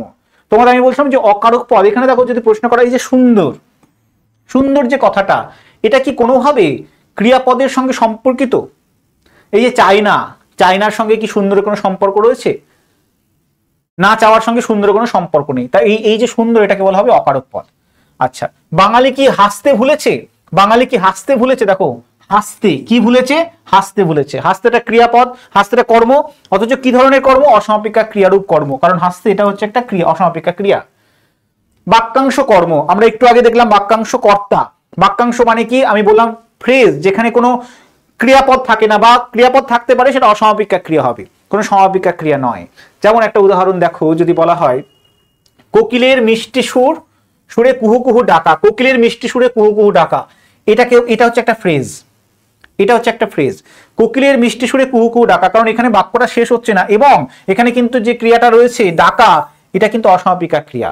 ঠিক আছে, এটা হচ্ছে ফ্রেজ। এই ফ্রেজটা আমি বড় ভালোবাসি, এবার যদি প্রশ্ন করো এই ভালোবাসি এই ক্রিয়াটাকে যে কি ভালোবাসি, তাহলে তার উত্তর হিসাবে আমরা কি পাবো, কোকিলের মিষ্টি সুরে কুহু কুহু ডাকা। এই সামগ্রিক যে বাক্যাংশটা, এটাই কিন্তু এখানে কর্ম হিসেবে কাজ করছে, কারণ ক্রিয়াকে যদি প্রশ্ন করি যে কি ভালোবাসি, তাহলে সামগ্রিকভাবে আমরা উত্তর পাই কোকিলের মিষ্টি সুরে কুহু কুহু ডাকা। ঠিক আছে, এটাকে বলা হয় বাক্যাংশ কর্ম। এবার উপবাক্যীয় কর্মটা দেখো, ক্লজ, এখানে কিন্তু ক্লজ হিসেবে থাকবে, অর্থাৎ এটা একটা উপবাক্য, এর মধ্যে বাক্যের একটা অংশ, কিন্তু তার যে অংশটা সেটা সামগ্রিকভাবে একটা সম্পূর্ণতা লাভ করে। যেমন দেখো, সাধুতায় শ্রেষ্ঠ পন্থা জানিহ নিশ্চয়, দেখো সাধুতায় শ্রেষ্ঠ পন্থা, এখানে মনে হচ্ছে যেন কোনো কর্ম, এই ক্রিয়াপদ নেই, অথচ দেখো একটা ক্রিয়াপদ উজ্জ আছে, সাধুতায় হলো শ্রেষ্ঠ পন্থা, তাই তো। এখানে বাক্যটা ইটসেলফ শেষ হয়ে যেতে পারতো, বাক্যটা এখানেই শেষ হয়ে যেতে পারতো, কিন্তু বাক্যটা শেষ হলো না, বাক্যটা আরো বড় হলো, যে জানিও নিশ্চয়। এবার যদি প্রশ্ন করা হয় এখানে কর্তা, সেটা কিন্তু উজ্জ আছে, কি কে জানবে, তুমি, তুমিটা উজ্জ, ঠিক আছে, তুমিটা উজ্জ, ক্রিয়া কোনটা, জানিও নিশ্চয় বা জানবে নিশ্চয়। এবার যদি ক্রিয়াকে প্রশ্ন করো যে কি জানবে, কি জানবে যদি প্রশ্ন করা হয়, তাহলে তো উত্তর কি পাচ্ছি, সাধুতায় শ্রেষ্ঠ পন্থা। এই সাধুতায় শ্রেষ্ঠ পন্থা, এটা বাক্যাংশ নাকি উপবাক্য, কিভাবে চিহ্নিত করব? অবশ্যই এটা উপবাক্য। কেন? কারণ সাধুতায় শ্রেষ্ঠ পন্থা এটা নিজে একটা বাক্য, উপবাক্য তোমরা জানবে যে উপবাক্য সেটা নিজেই একটা বাক্য, কিন্তু বাক্যাংশ সেটা কোনো বাক্য নয়। ঠিক আছে। আচ্ছা, উজ্জ কর্ম, আমরা উজ্জ কর্তা দেখেছি, উজ্জ কর্ম দেখো, উজ্জ কর্ম মানে কি, কর্ম সে কিন্তু নিজেই উজ্জ থাকবে। যেমন দেখো, মন মাঝি তোর বৈঠা নেড়ে, আমি আর বাইতে পারি না, আমি আর বাইতে পারি না। ঠিক আছে, কি বাইতে পারি না, দাঁড় বাইতে পারি না, দাঁড়টা দেখো এখানে উজ্জ আছে, অর্থাৎ কর্ম সে উজ্জ আছে। ঘোড়াটা বছর দশে টানছে, কি টানছে, ঘোড়াটা কি টানছে, গাড়ি টানছে, তাহলে গাড়িটা এখানে উজ্জ। ঠিক আছে, উজ্জ কর্ম। অক্ষুণ্ণ কর্ম, অক্ষুণ্ণ কর্ম দেখো, কর্তৃবাচ্যের দুইটি কর্ম কর্মবাচ্য অপরিবর্তিত থাকলে সেই কর্মকে অক্ষুণ্ণ কর্ম বলা হয়। আমরা কর্তৃবাচ্য কর্মবাচ্য একটু আগে দেখলাম, তোমার কর্তৃকারক পড়তে গিয়ে কর্মবাচ্যের কর্ম যখন পড়লাম তখন আমরা দেখেছি। এখানে আমরা দেখব যে কর্তৃবাচ্যের কর্মবাচ্য যদি অপরিবর্তিত থাকে, যেমন দেখো মহর্ষি শকুন্তলাকে শাশ্বত নারী ধর্মের কথাই বলিয়াছেন। মহর্ষি শকুন্তলাকে শাশ্বত নারী ধর্মের কথাই বলিয়াছেন। এটা কি? এটা হচ্ছে কর্তৃবাচ্য। এটাকে যদি পরিবর্তিত করা হয় কর্মবাচ্যে, তাহলে তার কর্মবাচ্যের রূপটা কেমন হবে? যে শকুন্তলাকে শাশ্বত নারী ধর্মের কথাই বলা হইয়াছে, মহর্ষির দ্বারা শকুন্তলাকে শাশ্বত নারী ধর্মের কথাই বলা হইয়াছে। এবার আমরা অক্ষুণ্ণ কর্ম কিভাবে চিহ্নিত করব? যখন দেখব যে কর্তৃবাচ্যকে কর্মবাচ্যে রূপান্তরিত করার পরেও কর্মের যে চেহারাটা, কর্মের যে রূপটা, সেটা কোনো রকম পরিবর্তিত হয়নি। যেমন দেখো এখানে কর্ম কটা ছিল? শকুন্তলাকে, এটা একটা কর্ম, এটা ছিল গৌণ কর্ম। আর নারী ধর্মের কথা, কি কথা বলা হয়েছে? নারী ধর্মের কথা, এটা ছিল মুখ্য কর্ম। ঠিক আছে, এখন এই যে পরিবর্তিত হলো কর্মবাচ্যে, দেখো শকুন্তলাকে, মহর্ষি দ্বারা শকুন্তলাকে, এর কি কোনো রূপ পরিবর্তিত হলো? এখানে যে রূপ ছিল এখানেও সেই রূপটাই আছে। আবার দেখো শাশ্বত নারী ধর্মের কথা, এই যে নারী ধর্মের যে রূপটা ছিল, যে বিভক্তি ছিল, রূপ মানে কি? যে বিভক্তি সমেত যে পদটা, তার কোনো রকম পরিবর্তন ঘটছে না, তাই একে বলা হচ্ছে অক্ষুণ্ণ কর্ম। অর্থাৎ বাচ্যের পরিবর্তনেও সেই কর্মটা অক্ষুণ্ণ থাকছে। বিপসা, কর্মের বিপসা, আমরা দুরকম বিপসা পাই, কর্মের বিপসা এবং করণের বিপসা। বিপসা মানে হচ্ছে পুনরাবৃত্তি। কর্মের বিপসা মানে কি? দেখো যেখানে কর্মের পুনরাবৃত্তি ঘটবে, একই কর্মের পুনরাবৃত্তি ঘটবে। জনে জনে ডাকিয়াছি করেছে বিমুখ, বা কি চাও বলো। এই যে কি, এটা কি বলতো? কি চাও বলো, এটা কিন্তু এখানে একটা সর্বনাম পদ হিসেবে কাজ করছে। ঠিক আছে, কি চাও বলো। তাহলে দেখো এখানে একই রকম পদ, তার পুনরাবৃত্তি ঘটছে, এবং এটা কি? এটা কর্ম। যা বলেছিলুম, করেছো, যা একই রকম পদ, তার পুনরাবৃত্তি ঘটছে। এটা হয়ে গেল কর্মের বিপসা। আচ্ছা, করণকারক। করণকারক কি হবে? কর্তা যার সাহায্যে ক্রিয়া সম্পন্ন করবে। কর্মকারকে আমরা দেখলাম যে ক্রিয়ার অবলম্বন হিসেবে কাজ করছে, আর করণকারক সেটা হচ্ছে ক্রিয়া সম্পন্ন করার জন্য তাকে সাহায্য করছে কর্তাকে, সেটা হবে করণকারক। দেখো করণের শ্রেণী বিভাজন গুলো একটু দেখো ভালো করে। যন্ত্রাত্মক করণ, যন্ত্রাত্মক করণ মানে কাকে বলবো? যেটা যে ক্রিয়ার যে অবলম্বন বা কর্তার যে অবলম্বন, সেটা যখন ইন্দ্রিয় গ্রাহ্য কোনো বস্তু হবে, সেটা হয়ে যাবে ইন্দ্রিয়াত্মক। ঠিক আছে, বা যন্ত্রাত্মক। যেমন দেখো অস্থিতে তার গড়েছে মুকুতা সাগরের জলপরি, বা রঙিন চশমায় সবকিছুই রঙিন দেখায়। ভালো করে দেখো উদাহরণটা, রঙিন চশমায় সবকিছুই রঙিন দেখায়। ক্রিয়াপদ কোনটা? বারবার বলছি ক্রিয়াপদ চিহ্নিত করো। দেখায়, কি দেখায়? রঙিন। এটা হচ্ছে কর্ম। কার দ্বারা দেখায়? চশমায়। চশমায় মানে কি? চশমার দ্বারা। চশমায় মানে এখানে চশমার দ্বারা। ঠিক আছে, তো এইটা হয়ে গেল যন্ত্রাত্মক, কারণ চশমা এটা ইন্দ্রিয় গ্রাহ্য বিষয়। আবার একই রকম উপায়াত্মকরণ কখন হবে? উপায়াত্মকরণ তখন হবে যে উপায়ে ক্রিয়া সম্পন্ন হবে, সেই উপায়টাকে আমরা ইন্দ্রিয় দ্বারা গ্রাহ্য করতে পারছি না, বা ইন্দ্রিয় গ্রাহ্য বিষয় সেটা নয়। যেমন দেখো অন্তর যাদের ঘৃণায় পূর্ণ তারা করবে জনকল্যাণ। অন্তর যাদের ঘৃণায় পূর্ণ, এখানে বলতো করণ কোনটা, করণকারক কোনটা? অন্তর যাদের ঘৃণায় পূর্ণ তারা করবে জনকল্যাণ। ঘৃণায় পূর্ণ মানে কি? ঘৃণার দ্বারা পূর্ণ। এখানে দেখো আমরা বারবার করে দেখছি এই যে দ্বারা, এটা কি একটা অনুসর্গ? দ্বারাটা হচ্ছে একটা অনুসর্গ, অথচ সেই অনুসর্গগুলো প্রতিস্থাপিত হচ্ছে কিসের দ্বারা? অন্তস্থ। এই যে বিভক্তি, অন্তস্থ বিভক্তির দ্বারা এখানে প্রতিস্থাপিত হচ্ছে। ঠিক আছে, অন্তর যাদের ঘৃণায় পূর্ণ তারা করবে জনকল্যাণ। তাহলে এই যে ঘৃণা, সেটা কি? এটা কি ইন্দ্রিয় গ্রাহ্য বিষয় নাকি এটা একটা অনুভূতি? এটা একটা অনুভূতি, তাই এটাকে বলা হচ্ছে উপায়াত্মকরণ। সমধাতুজকরণ, আমরা সমধাতুজ কর্তা পড়লাম, সমধাতুজ কর্ম পড়লাম, একই রকম বিষয় সমধাতুজকরণ। জাস্ট উদাহরণটা তোমরা একটু দেখে নাও। পৃথিবী আমাদের কি মায়ার বাঁধনেই না বেঁধেছে। দেখো বেঁধেছে, এটা হচ্ছে কর্ম, বেঁধেছে এটা হচ্ছে ক্রিয়া। ঠিক আছে, তাহলে কার দ্বারা বেঁধেছে? বাঁধনের দ্বারা, মায়ার বাঁধনে। তাহলে এই যে বাঁধন, বেঁধেছে যে বাদ ধাতু, এবং করণ বাঁধন, তার ভিতরে কি রয়েছে? তার ভিতরে যে ধাতু রয়েছে সেটা হচ্ছে বাদ ধাতু। তাহলে দুটোই একই ধাতু থেকে উৎপন্ন হচ্ছে, তাই এটাকে বলা হচ্ছে সমধাতুজ করণ। যেমন দেখো বৃদ্ধাটি জরায় জীর্ণ, বৃদ্ধাটি জরায় জীর্ণ। জরায় জীর্ণ কিসের দ্বারা জীর্ণ? জরার দ্বারা জীর্ণ। তাহলে এখানে দুটো, একটা যে ক্রিয়া রয়েছে এবং যে করণকারক রয়েছে দুটোরই যে ধাতু সেটা কি দৃঢ় ধাতু, জীর্ণ হওয়া, দৃঢ় ধাতু। ঠিক আছে, এটাকে বলা হবে সমধাতুজ করণ। এবার আমরা করণের বিপসা দেখে নিই। করণ বিপসা মানে কি বারবার যেটা রিপিটেশন হয়, যে করণ কারকে রিপিটেশন হবে। যেমন দেখো, রঞ্জি আছে পুষ্পে পুষ্পে ধরিত্রীর বিচিত্র অলোক। পুষ্পে পুষ্পে কার দ্বারা রঞ্জিত হয়েছে? এই ধরিত্রী পৃথিবী কার দ্বারা রঞ্জিত হয়েছে? ফুলের দ্বারা, পুষ্পের দ্বারা। পুষ্পে পুষ্পে, এটাকে বলা হচ্ছে করণের বিপসা। বোঝা গেছে? গানে গানে তব বন্ধন যাক টুটে। গানে গানে কিসের দ্বারা? গানের দ্বারা, করণের বিপসা। ঠিক আছে, আমরা একটু আগে কর্মের বিপসা দেখলাম, এখন দেখলাম করণের বিপসা। আচ্ছা, সম্প্রদান কারক। সম্প্রদান কারক এবং গৌণ কর্ম এই দুটোকে আলাদাভাবে আমাদের চিহ্নিত করতে হবে। দেখো, সম্প্রদান কারক বলতে কি যাকে কোনো কিছু দান করা বোঝায়, কিন্তু সেই দানটা কেমন হবে? নিঃস্বার্থ দান। সেই দানটা কেমন হবে? নিঃস্বার্থ দান। সেই দানের মধ্যে কোনো রকম কোনো স্বার্থ থাকবে না।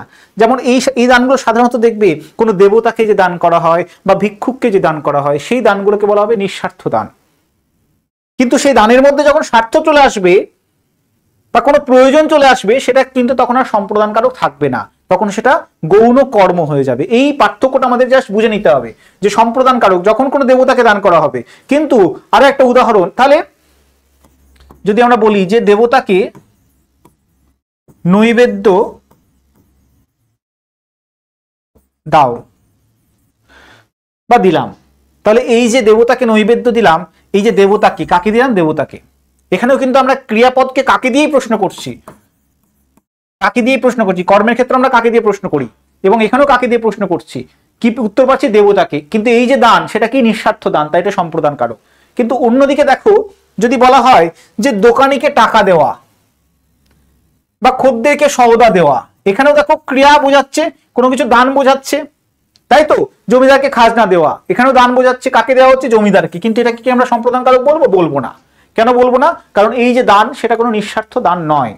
ঠিক আছে, তাই সম্প্রদান কারক এবং গৌণ কর্ম যদি আসে, তাহলে আমাদের বুঝে নিতে হবে যে সেই যে দানটা করা হচ্ছে সেটা নিঃস্বার্থ দান নাকি নিঃস্বার্থ দান নয়। নিমিত্ত কারক, আমি বলেছিলাম যে সম্প্রদানকে অনেক সময় নিমিত্ত কারকের মধ্যে রাখা হয়, কিন্তু নিমিত্ত কারকের আলাদা একটা উদ্দেশ্য আছে, সেটা কি? নিমিত্ত বা জন্য। জন্য এটা কি তোমরা জানো? অনুসর্গ, তাই তো? অনুসর্গ। তাহলে বিভক্তির সঙ্গে অনুসর্গের পার্থক্যটা তোমাদের একটু বলে নিই, যেটা আমাদের ক্লাসের শুরুতে একেবারে ছিল। দেখবে বিভক্তি যখন ব্যবহৃত হবে, সেটা কোনো শব্দের সঙ্গে যুক্ত অবস্থায় ব্যবহৃত হয়। যেমন দেখো, আমাকে, আমাকে, এটা কি হলো? এই যে কে বিভক্তি, এটা শব্দের সঙ্গে যুক্ত অবস্থায় ব্যবহৃত হলো, এবং যতক্ষণ না সে শব্দের সঙ্গে যুক্ত হচ্ছে ততক্ষণ তার নিজস্ব কোনো ব্যবহার নেই। কিন্তু অনুসর্গ কি? আমার দ্বারা, আমার দ্বারা। এখানে আর একটা বিভক্তি রয়েছে র, আবার আমার দ্বারা। দেখবে অনুসর্গ, এই যে দ্বারা, হতে, এগুলো হচ্ছে অনুসর্গ। এটা নিজে একটা শব্দ। কি শব্দ বা কি পদ? এগুলো মূলত অব্যয় পদ, যার কোনো ব্যয় নেই। ঠিক আছে, যার কোনো ব্যয় নেই, অব্যয় পদ, এর কোনো পরিবর্তন হয় না। তুমি যেভাবে ব্যবহার করো না কেন, দ্বারা বা হতে থেকে, এগুলো একই রকমই থাকবে। ঠিক আছে, এগুলো বলা হচ্ছে অনুসর্গ, এবং মূল যে পদটা তার থেকে বিচ্ছিন্ন ভাবে বা বিচ্ছিন্ন অবস্থানে থেকে এটা ব্যবহৃত হবে, এটা হচ্ছে অনুসর্গ। তো নিমিত্ত কারকে মূলত জন্য অনুসর্গের ব্যবহার হয়। ঠিক আছে, জন্য অনুসর্গ। যেমন দেখো, এখানে দেখো কি বললাম যে, আচ্ছা, অনুসর্গের ঠিক আগের পদ্ধতিতে ব্যবহার। এই যে চন্দনাকে নতুন ধরনের টর্চটা দেখালাম, বা গলিটা বড্ড অন্ধকার, চন্দনাকে টর্চটা দেখাও। এইবার দেখো, গলিটা বড্ড অন্ধকার, চন্দনাকে টর্চটা দেখাও। কিসের জন্য দেখাও? সাহায্যের জন্য। সাহায্যের জন্য, এটা হচ্ছে নিমিত্ত কারক। কিসের জন্য দেখাবে? তাকে সাহায্যের জন্য দেখাবে। ঠিক আছে, তাহলে এটা হচ্ছে নিমিত্ত কারক, কোনো কিছুর জন্য। যেমন জল আনতে চল, জল আনতে চল, তাহলে কি? জল আনার জন্য চল। ঠিক আছে, জল আনার জন্য চল। যখনই এরকম কোনো পদ থাকবে তাকে বলা হবে নিমিত্ত কারক। আচ্ছা, চলো, পার্থক্য আছে দেখো, গৌণ কারক আর নিমিত্ত কারকের মধ্যে একটা পার্থক্য, যেটা আমাদের একটু বুঝে নিতে হবে। এখানে চন্দনাকে নিমিত্ত কারক কদাপি গৌণ কর্ম নয়। কেন? চন্দনাকে নতুন ধরনের টর্চটা দেখালাম, এখানে চন্দনাকে গৌণ কর্ম, টর্চটা হচ্ছে মুখ্য। কেন? চন্দনাকে নতুন ধরনের টর্চটা দেখালাম, দেখানোটা হচ্ছে ক্রিয়া। কাকে দেখালাম? চন্দনাকে দেখালাম। কি দেখালাম? নতুন ধরনের টর্চটা। নতুন ধরনের টর্চটা। চন্দনাকে এটা হচ্ছে গৌণ কর্ম, আর টর্চটা এটা হচ্ছে মুখ্য কর্ম। কিন্তু যখন বলা হচ্ছে যে গলিটা বড্ড অন্ধকার, চন্দনাকে টর্চটা দেখাও, তখন এই যে চন্দনাকে সেটার গৌণ কর্ম থাকছে না। কেন? সেটা নিমিত্তকারক হয়ে যাচ্ছে। তার কারণ এখানে টর্চটা দেখানো এই যে পদটা, সেটা কিসের উদ্দেশ্যে? সাহায্যের জন্য বা সাহায্যের উদ্দেশ্যে। আচ্ছা, অপাদান কারক। অপাদান কারক এখানে কি ঘটবে? অপাদান কারকে কোনো কিছু থেকে পতিত হওয়া বা কোনো কিছু থেকে যাত্রা শুরু করা, এই বিষয়গুলো বোঝাবে। যা থেকে কোনো ব্যক্তি বা বস্তু পড়ে বা চলে, ভীত হয়, গৃহীত হয় বা রক্ষিত হয়, উৎপন্ন হয়, এগুলোকে বলা হবে অপাদান কারক। ঠিক আছে? যেমন একটা উদাহরণ দেখো, স্থানবাচক অপাদান। স্থানবাচক অপাদান কথাটা শুনে ভদ্রলোক যেন আকাশ থেকে পড়লেন। অপাদান কারক আমরা বুঝলাম যে কাকে বলে? কোনো কিছু থেকে উৎপন্ন হওয়া বা কোনো কিছু থেকে চালিত হওয়া, কোনো কিছু থেকে পতিত হওয়া, এই বিষয়গুলো বোঝাবে, তখন তাকে বলা হবে অপাদান কারক। ক্রিয়ার সঙ্গে এই সম্পর্কগুলো থাকবে। এখন অপাদানের যে প্রকারভেদ দেখো, প্রথম যে স্থানবাচক, স্থানবাচক কোনো স্থান, আবার আরেকটা আছে অবস্থানবাচক। এই দুটোকে যেন গুলিয়ে না যায়, এই দুটোকে আলাদা করে মাথায় রাখতে হবে। স্থানবাচক এবং অবস্থানবাচক, এদের মধ্যে কি পার্থক্য রয়েছে? স্থানবাচক মানে কি? কথাটা শুনে ভদ্রলোক যেন আকাশ থেকে পড়লেন, নির্দিষ্ট একটা জায়গা থেকে বোঝায়, নির্দিষ্ট জায়গা থেকে বোঝায়। এবং স্থানবাচক যে বিষয় তোমার অপাদান কারক, সেটা যেমন দেখো টাকাটা পকেট থেকে খোয়া গেল, সেখানে যে কর্তা, সেই কর্তার স্থানান্তর হয়। সেই কর্তাটা নির্দিষ্ট একটা স্থানে থাকে না, নির্দিষ্ট একটা জায়গায় থাকে না। যেমন দেখো, ছাদ দিয়ে এখনো কি জল ঝরে? ছাদ দিয়ে এখনো কি জল ঝরে? কোথা থেকে? ছাদ থেকে, তাই তো? এটা হচ্ছে অপাদান কারক, ছাদ থেকে বা ছাদ দিয়ে। আচ্ছা, কিন্তু এই যে জল, তার তো স্থানান্তর ঘটছে, সেটা একটা নির্দিষ্ট জায়গায় নেই। কথাটা শুনে ভদ্রলোক যেন আকাশ থেকে পড়লেন। কোথা থেকে পড়লেন? আকাশ থেকে। আকাশ, এটা হচ্ছে অপাদান কারক। এবার দেখো ক্রিয়া, এবার কর্তা যেটা ভদ্রলোক যেন আকাশ থেকে পড়লেন, এখানে আসলে মানে বাহ্যিকভাবে বা একেবারে লিটারালি এখানে কিন্তু আকাশ থেকে পড়ছেন না, কিন্তু এখানে একটা স্থানান্তর বোঝাচ্ছে। ঠিক আছে? বাক্যটার মধ্যে একটা স্থানান্তর বোঝাচ্ছে, কর্তার স্থানান্তর, যদিও তিনি সত্যিকার আকাশ থেকে পড়ছেন না, কিন্তু বাক্যের মধ্যে যে ভাবটা আছে সেটা আকাশ থেকে পড়ারই ভাব। আচ্ছা, কিন্তু আমরা যখন অবস্থানবাচক দেখবো, দেখো অবস্থানবাচক এখানে কিন্তু কোনো রকম স্থানের পরিবর্তন হয় না। ঠিক আছে? দেখো, দেবতারা স্বর্গ থেকে পুষ্পবৃষ্টি করলেন, ভালো করে দেখো, কোথা থেকে করলেন? স্বর্গ থেকে। কিন্তু এই যে কর্তা দেবতা, তাদের কি কোনো স্থান পরিবর্তন ঘটছে? ঘটছে না। দেবতা, তাদের কোনো স্থান পরিবর্তন ঘটছে না, তাদের যে অবস্থান সেটা কিন্তু নির্দিষ্ট। ঠিক আছে? শোভাযাত্রা বারান্দা থেকে দেখবে, শোভাযাত্রা বারান্দা থেকে দেখবে। কোথা থেকে দেখবে? বারান্দা থেকে। কোথা থেকে দেখবে? বারান্দা থেকে।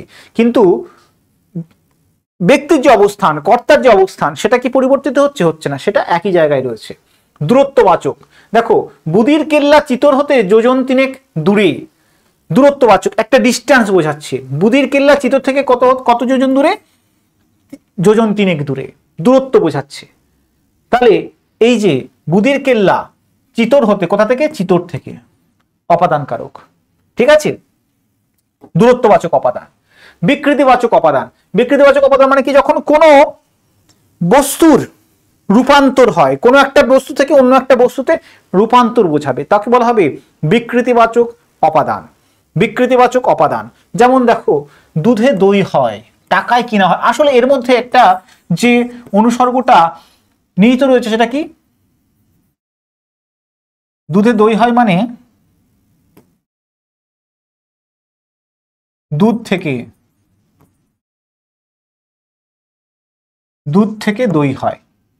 বা টাকায় কিনা হয় মানে কি? টাকা থেকে কিনা হয়। ঠিক আছে? তাই দুধ থেকে দই হয়, এখানে দেখো দুধের রূপান্তর ঘটছে কিসে? দইয়ে, তাই এটাকে বলা হবে বিকৃতিবাচক অপাদান। অসমাপিকা ক্রিয়াবাচক অপাদান মানে যেখানে অসমাপিকা ক্রিয়াটা অপাদান হিসেবে কাজ করবে। দেখো দেখো, আমরা কেউ মরতে ভীত নই, আমরা কেউ মরতে ভীত নই, তাহলে অপাদান কারক মানে কি? কোনো কিছু হতে বা থেকে বোঝায়। তাহলে দেখো, মরতে ভীত নই মানে কি? মরতে বা মরণ হইতে বা মৃত্যু থেকে, আমরা বলতে পারি যে মরণ হইতে ভীত নই। ঠিক আছে? আমরা কেউ মরণ হইতে ভীত নই, তাহলে এখানে হয়ে যাবে অসমাপিকা ক্রিয়াবাচক অপাদান। এখানে অসমাপিকা ক্রিয়া কোনটা? এই মরণ বা এই যে মৃত্যু, এটা হচ্ছে অসমাপিকা ক্রিয়া। ঠিক আছে?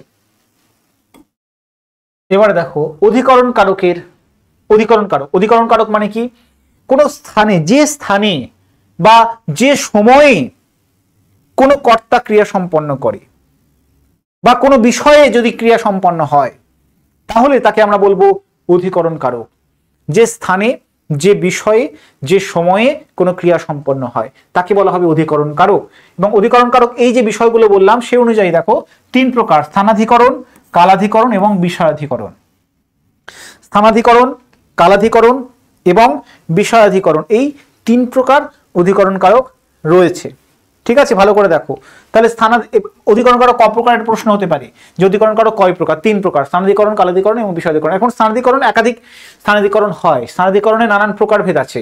সেটা হতে পারে একদেশ সূচক, নির্দিষ্ট একটা জায়গাতেই যদি ক্রিয়া সম্পন্ন হয়; ব্যাপ্তি সূচক, যদি ক্রিয়াটা একাধিক জায়গায় সম্পন্ন হয়; সামীপ্য সূচক, যদি কোনো নিকটবর্তীতা বোঝায়, ক্রিয়া যে সম্পন্ন হচ্ছে কোনো জায়গা, সেই জায়গায় মধ্যেকার নিকটবর্তীতা বোঝায়। এবার আমরা একে একে বিষয়গুলোকে বোঝার চেষ্টা করব যে একদেশ সূচক অধিকরণ কাকে বলে, বা ব্যাপ্তি সূচক অধিকরণ কাকে বলে, কিংবা সামীপ্য সূচক অধিকরণ কাকে বলে। যেমন দেখো, একদেশ সূচক অধিকরণ কারক কাকে বলবে? সমগ্র স্থান ব্যাপিয়া নয়, সমগ্র স্থান ব্যাপ্ত করে নয়, মাত্র কোনো একটা নির্দিষ্ট জায়গায় সেখানে ক্রিয়াটা সম্পন্ন হচ্ছে। যেমন দেখো, আকাশেতে মেঘের মাঝারে শরতের কনক তপন। আকাশেতে মেঘের মাঝারে অর্থাৎ নির্দিষ্ট একটা জায়গায় শরতের কনক তপন, সেটা একটা নির্দিষ্ট জায়গায় উদ্ভাসিত হয়েছে বা প্রজ্বলিত হয়েছে। সেটা কোথায়? আকাশের মেঘের মাঝে। সেটা আকাশের সব জায়গায় নয় বা মহাবিশ্বের সমস্ত জায়গায় নয়, সেটা আকাশের একটা নির্দিষ্ট জায়গায়। তাই এটাকে বলা হচ্ছে একদেশ সূচক অধিকরণ। আচ্ছা, তাহলে দেখো, আলোর স্রোতে পাল তুলেছে হাজার প্রজাপতি। এই যে আলোর স্রোত, এটা একটা নির্দিষ্ট জায়গা বোঝাচ্ছে, এটা ব্যাপ্তি বোঝাচ্ছে না। এই যে আকাশেতে মেঘের মাঝে, এটা একটা নির্দিষ্ট জায়গা, কোথায়? মেঘের মাঝে, তাই কোনো ব্যাপ্তি নয়, এটা নির্দিষ্ট একটা জায়গা, তাই সেটাকে বলা হচ্ছে একদেশ সূচক। ব্যাপ্তি সূচক মানে কি? সেটা নির্দিষ্ট জায়গা নয়, যে জায়গায় ক্রিয়াটা সম্পন্ন হচ্ছে সেটা অনেকটা ব্যাপ্ত। যেমন দেখো, যদি বলা হয় অগ্নিতে দাহিকা শক্তি থাকে, অগ্নিতে দাহিকা, এর আগের উদাহরণের সঙ্গে ভালো করে একটু কম্পেয়ার করো। এখানে দেখো, যেখানে বলা হয়েছিল যে আকাশে মেঘের মাঝে শরতের কনক তপন, শরতের কনক তপন উদ্ভাসিত হয়েছে কোথায়? আকাশের মেঘের মাঝে, নির্দিষ্ট একটা জায়গায়। সেটা আকাশে সর্বত্র নয় বা মহাব্রহ্মাণ্ডেও নয়, নির্দিষ্ট একটা জায়গা। কিন্তু যখন বলা হচ্ছে যে অগ্নিতে দাহিকা শক্তি বা বরফের শীতলতা, তখন এই যে শীতলতা ধর্মটা সমস্ত বরফের মধ্যেই থাকে, দাহিকা শক্তি সেটা সমস্ত অগ্নিতে থাকে, এটা একটা সাধারণ ধর্ম হয়ে দাঁড়াচ্ছে। তাই এটাকে বলা হচ্ছে ব্যাপ্তি সূচক। দাহিকা শক্তিটা কার? সমস্ত আগুনের। শীতলতা কার? সমস্ত বরফের। তিক্ততা কার? সমস্ত নিম্ব ফলের। ঠিক আছে, কাঠিন্য কার? সমস্ত লোহার। তাই এটা হচ্ছে ব্যাপ্তি সূচক। পরবর্তী দেখো, সামীপ্য সূচক মানে কি বললাম? যেখানে ক্রিয়াটা সম্পন্ন হচ্ছে তার মধ্যে একটা নিকটবর্তীতা বোঝাবে। যেমন দেখো, আজকে মাসের পয়লা, দুয়ারে দাঁড়ায় গয়লা। দুয়ারে দাঁড়ায় মানে দুয়ারের ঠিক নিকটে, দুয়ারের ঠিক নিকটে। আরেকটা উদাহরণ এখানে আমরা দিতে পারি, যেমন দেখো, গঙ্গাসাগরে, গঙ্গাসাগরে মেলা হয়। গঙ্গাসাগরে মেলা মানে কি? গঙ্গাসাগরের মধ্যে মেলা হয় কি? তা নয়, গঙ্গাসাগরের তীরে, গঙ্গাসাগরের নিকটবর্তী কোনো স্থানে মেলা হচ্ছে। অর্থাৎ এই যে স্থানে মেলা হচ্ছে সেটা কিন্তু কোনো সামীপ্য বোঝাচ্ছে, যে মূল যে অধিকরণটা রয়েছে তার সঙ্গে সামীপ্য বোঝাচ্ছে, গঙ্গাসাগরের তীরে। ঠিক আছে, তাই এটাকে বলা হচ্ছে সামীপ্য সূচক অধিকরণ। কালাধিকরণ, কালাধিকরণ মানে যে সময়। তাহলে আমরা 3 প্রকার অধিকরণ হয় দেখলাম। একটা হচ্ছে স্থানাধিকরণ, যে স্থানে ক্রিয়াটা ঘটছে, আর একটা হচ্ছে বিষয়াধিকরণ, আমরা পড়িনি। কালাধিকরণ দ্বিতীয় বিষয়। কালাধিকরণের মধ্যে আমরা কি দেখবো? যে সময়, যে সময়ে ক্রিয়াটি অনুষ্ঠিত হয় সেই সময়কে কালাধিকরণ বলে। সময় কি? একটা ক্ষণস্থায়ী সময় হতে পারে আর একটা দীর্ঘস্থায়ী সময় হতে পারে, সেই অনুযায়ী ক্ষণমূলক এবং ব্যাপ্তিমূলক। যেমন আমরা তোমার এর ক্ষেত্রে দেখলাম যে একদেশ সূচক, স্থানাধিকরণের ক্ষেত্রে দেখলাম একদেশ সূচক, ব্যাপ্তি সূচক এবং সামীপ্য সূচক। ক্ষণমূলক মানে কি? নির্দিষ্ট একটা সময়, যে বিকাল 5টায় অনুষ্ঠান আরম্ভ হলো, একেবারে নির্দিষ্ট সময়, এটাকে বলা হবে ক্ষণমূলক অধিকরণ। আর ব্যাপ্তিমূলক অধিকরণ কোনটা? সেই সময়টা নির্দিষ্ট নয়, দীর্ঘ একটা কাল, দীর্ঘ একটা সময়। শীতকালে দিন ছোট, শীতকালে মানে কি? সামগ্রিক একটা ঋতু, তাকে বোঝাচ্ছে। কোনো একটা নির্দিষ্ট সময়, যেমন পার্টিকুলারলি বিকাল 5টা বা রবিবার সকাল, এরকম বিষয় বোঝাচ্ছে না। ঠিক আছে, শীতকাল বা গ্রীষ্মকাল এরকম কোনো একটা ঋতু বোঝাবে, বা দীর্ঘ সময় ধরে যদি কোনো কাজ হয় সেটাও কিন্তু ব্যাপ্তিমূলক অধিকরণের মধ্যেই পড়বে। ধরো আমি 5 ঘন্টা ব্যাপী একটা কাজ করছি, সেটাও বিষয় তোমার ব্যাপ্তিমূলক, বা তোমার যে বিষয়টা বললাম, হ্যাঁ, ব্যাপ্তিমূলক অধিকরণে পড়বে। আচ্ছা, এবার দেখো বিষয়াধিকরণ। বিষয়াধিকরণ মানে কি? কোনো একটা বিষয়ে যদি ক্রিয়া সম্পন্ন হয়, যেমন দেখো বরুণ, আচ্ছা যদি উদাহরণটা দেখা যায়, দেখো বুদ্ধিতে বৃহস্পতি, রূপে লক্ষ্মী, গুণে সরস্বতী। এখানে দেখো উজ্জ্ব রয়েছে কর্তাটা, কোনো একজন ব্যক্তিকে বোঝানো হচ্ছে। বুদ্ধিতে বৃহস্পতি মানে কি? বুদ্ধিতে বৃহস্পতি, বৃহস্পতির মতো তার বুদ্ধি, আমরা জানি যে বৃহস্পতি তার অনেক বুদ্ধি, ঠিক আছে, বৃহস্পতি যে ঋষি। রূপে লক্ষ্মী, লক্ষ্মী দেবী। আচ্ছা রূপে, এই যে রূপে, কোথায় সে লক্ষ্মী? রূপে। এটা হচ্ছে বিষয় অধিকরণ, নির্দিষ্ট একটা বিষয়ে সে তার ক্রিয়াটাকে সম্পন্ন করছে। এখানে দেখো সরাসরি তুমি কোনো ক্রিয়া পাচ্ছ না, সরাসরি কোনো ক্রিয়া নেই, কিন্তু ক্রিয়ার ভাবটা এখানে আছে। যে বুদ্ধিতে বৃহস্পতি মানে কি? সে যে বুদ্ধিটা ধরে সেটা বৃহস্পতির মতোই, বৃহস্পতির সমান। রূপে লক্ষ্মী মানে কি? লক্ষ্মীর যে রূপ রয়েছে সেই রূপের সমান তার রূপ। এই সামগ্রিক অর্থটা কিন্তু এই ছোট্ট বাক্যের মধ্যে ধরা আছে। বরুণ লেখাপড়ায় যেমন গান বাজনায় আর খেলাধুলোতেও তেমনি। বরুণ লেখাপড়ায় যেমন, গান বাজনায় আর খেলাধুলাতেও তেমনি। এখানে দেখো ক্রিয়াপদ থেকে তুমি পাচ্ছ না, সরাসরি আমরা পাচ্ছি না। কেমন সেটা কিন্তু ব্যাখ্যা করা হচ্ছে না। লেখাপড়ায় যেমন, তাহলে কিসে, কোথায় বা কোন বিষয়ে, সেটা হচ্ছে লেখাপড়া, এটা হচ্ছে বিষয়াধিকরণ। গান বাজনা, এটা হচ্ছে বিষয়াধিকরণ। খেলাধুলাতেও, এটা হচ্ছে বিষয়াধিকরণ। এখানে দেখো তোমরা কোনো কর্ম পাচ্ছ না, সরি কোনো ক্রিয়াপদ সরাসরি পাচ্ছ না। আচ্ছা এবার আমরা দেখবো অধিকরণে বিপসা। বিপসা কথা তোমরা অর্থটা আগেই জেনেছি, যে মেঘে মেঘে সোনা, ও ভাই যায় না মানিক গোনা। মেঘে মেঘে সোনা, এই সোনাটা কোথায়? মেঘে মেঘে। কোথায় রয়েছে সোনার অবস্থানটা কোথায়? এটা কিন্তু অবস্থানবাচক, অথচ এটা অধিকরণের বিপসা কেন? কারণ একাধিক মানে একই পদের পুনরাবৃত্তি করছে। কুঞ্জে কুঞ্জে গাহে পাখি, পাখি গান করছে কোথায়? কুঞ্জের মধ্যে, একই রকম পদের পুনরাবৃত্তি করছে, তাই অধিকরণের বিপসা।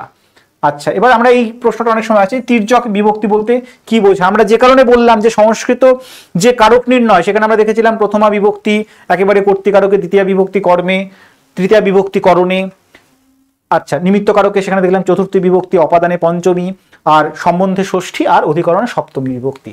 তো এই বিভক্তিগুলো আমরা এখানে পাচ্ছি না কেন? কারণ এখানে তির্যক বিভক্তির ধারণাটা চলে আসছে। একই রকম বিভক্তি, যেমন ধরো এ বিভক্তি, সেটা একাধিক কারকে ব্যবহৃত হতে পারে। র বিভক্তি, সেটা একাধিক কারকে ব্যবহৃত হতে পারে। কে বিভক্তি একাধিক কারকে ব্যবহৃত হতে পারে। যেমন ছোট্ট একটা উদাহরণ তোমরা দেখে নাও, যে এ বিভক্তি, এই বিভক্তি যখন আমরা বলছি যে সব দেবে মিলি সভা পাতিল আকাশে, সব দেবে মিলি সভা পাতিল আকাশে, এখানে কর্তা কোনটা? দেবতা। দেখো দেবে, দেব, তার সঙ্গে এ বিভক্তি যুক্ত হয়েছে, এখানে কর্তৃকারকে এ বিভক্তি যুক্ত হয়েছে। কর্মকারকে দেখো দুঃখে যেন করিতে পারি জয়, এখানে দেখো আমি উজ্জ কর্তা, দুঃখে আমি যেন করিতে পারি জয়। দুঃখে মানে কি? আসলে দুঃখ কে? এই যে কে বিভক্তিটাকে এর সংক্ষিপ্ত রূপ, কাব্যে সাধারণত এটা ব্যবহৃত হয়। কে বিভক্তি সম্পূর্ণরূপে ব্যবহার না করে কের পরিবর্তে এ বিভক্তি, দুঃখে যেন করিতে পারি জয় মানে কি? দুঃখকে যেন জয় করতে পারি। করণকারক, আর তো কিছু নেই তো পুঁজি, গঙ্গা জলে গঙ্গা পুঁজি।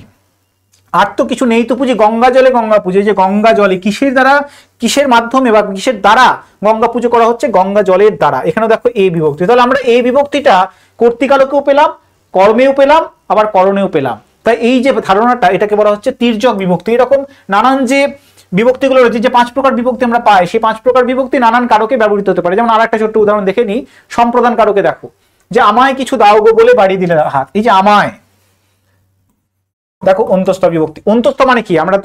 আমরা যে 5টা বিভক্তি পড়লাম, সেখানে কি কোথাও অন্তস্থ বিভক্তি ছিল? অন্তস্থ বিভক্তি ছিল না। আমরা যে বিভক্তিটা জানি সেটা হচ্ছে এই বিভক্তি। তাহলে অন্তস্থ বিভক্তিটা কোত্থেকে আসছে?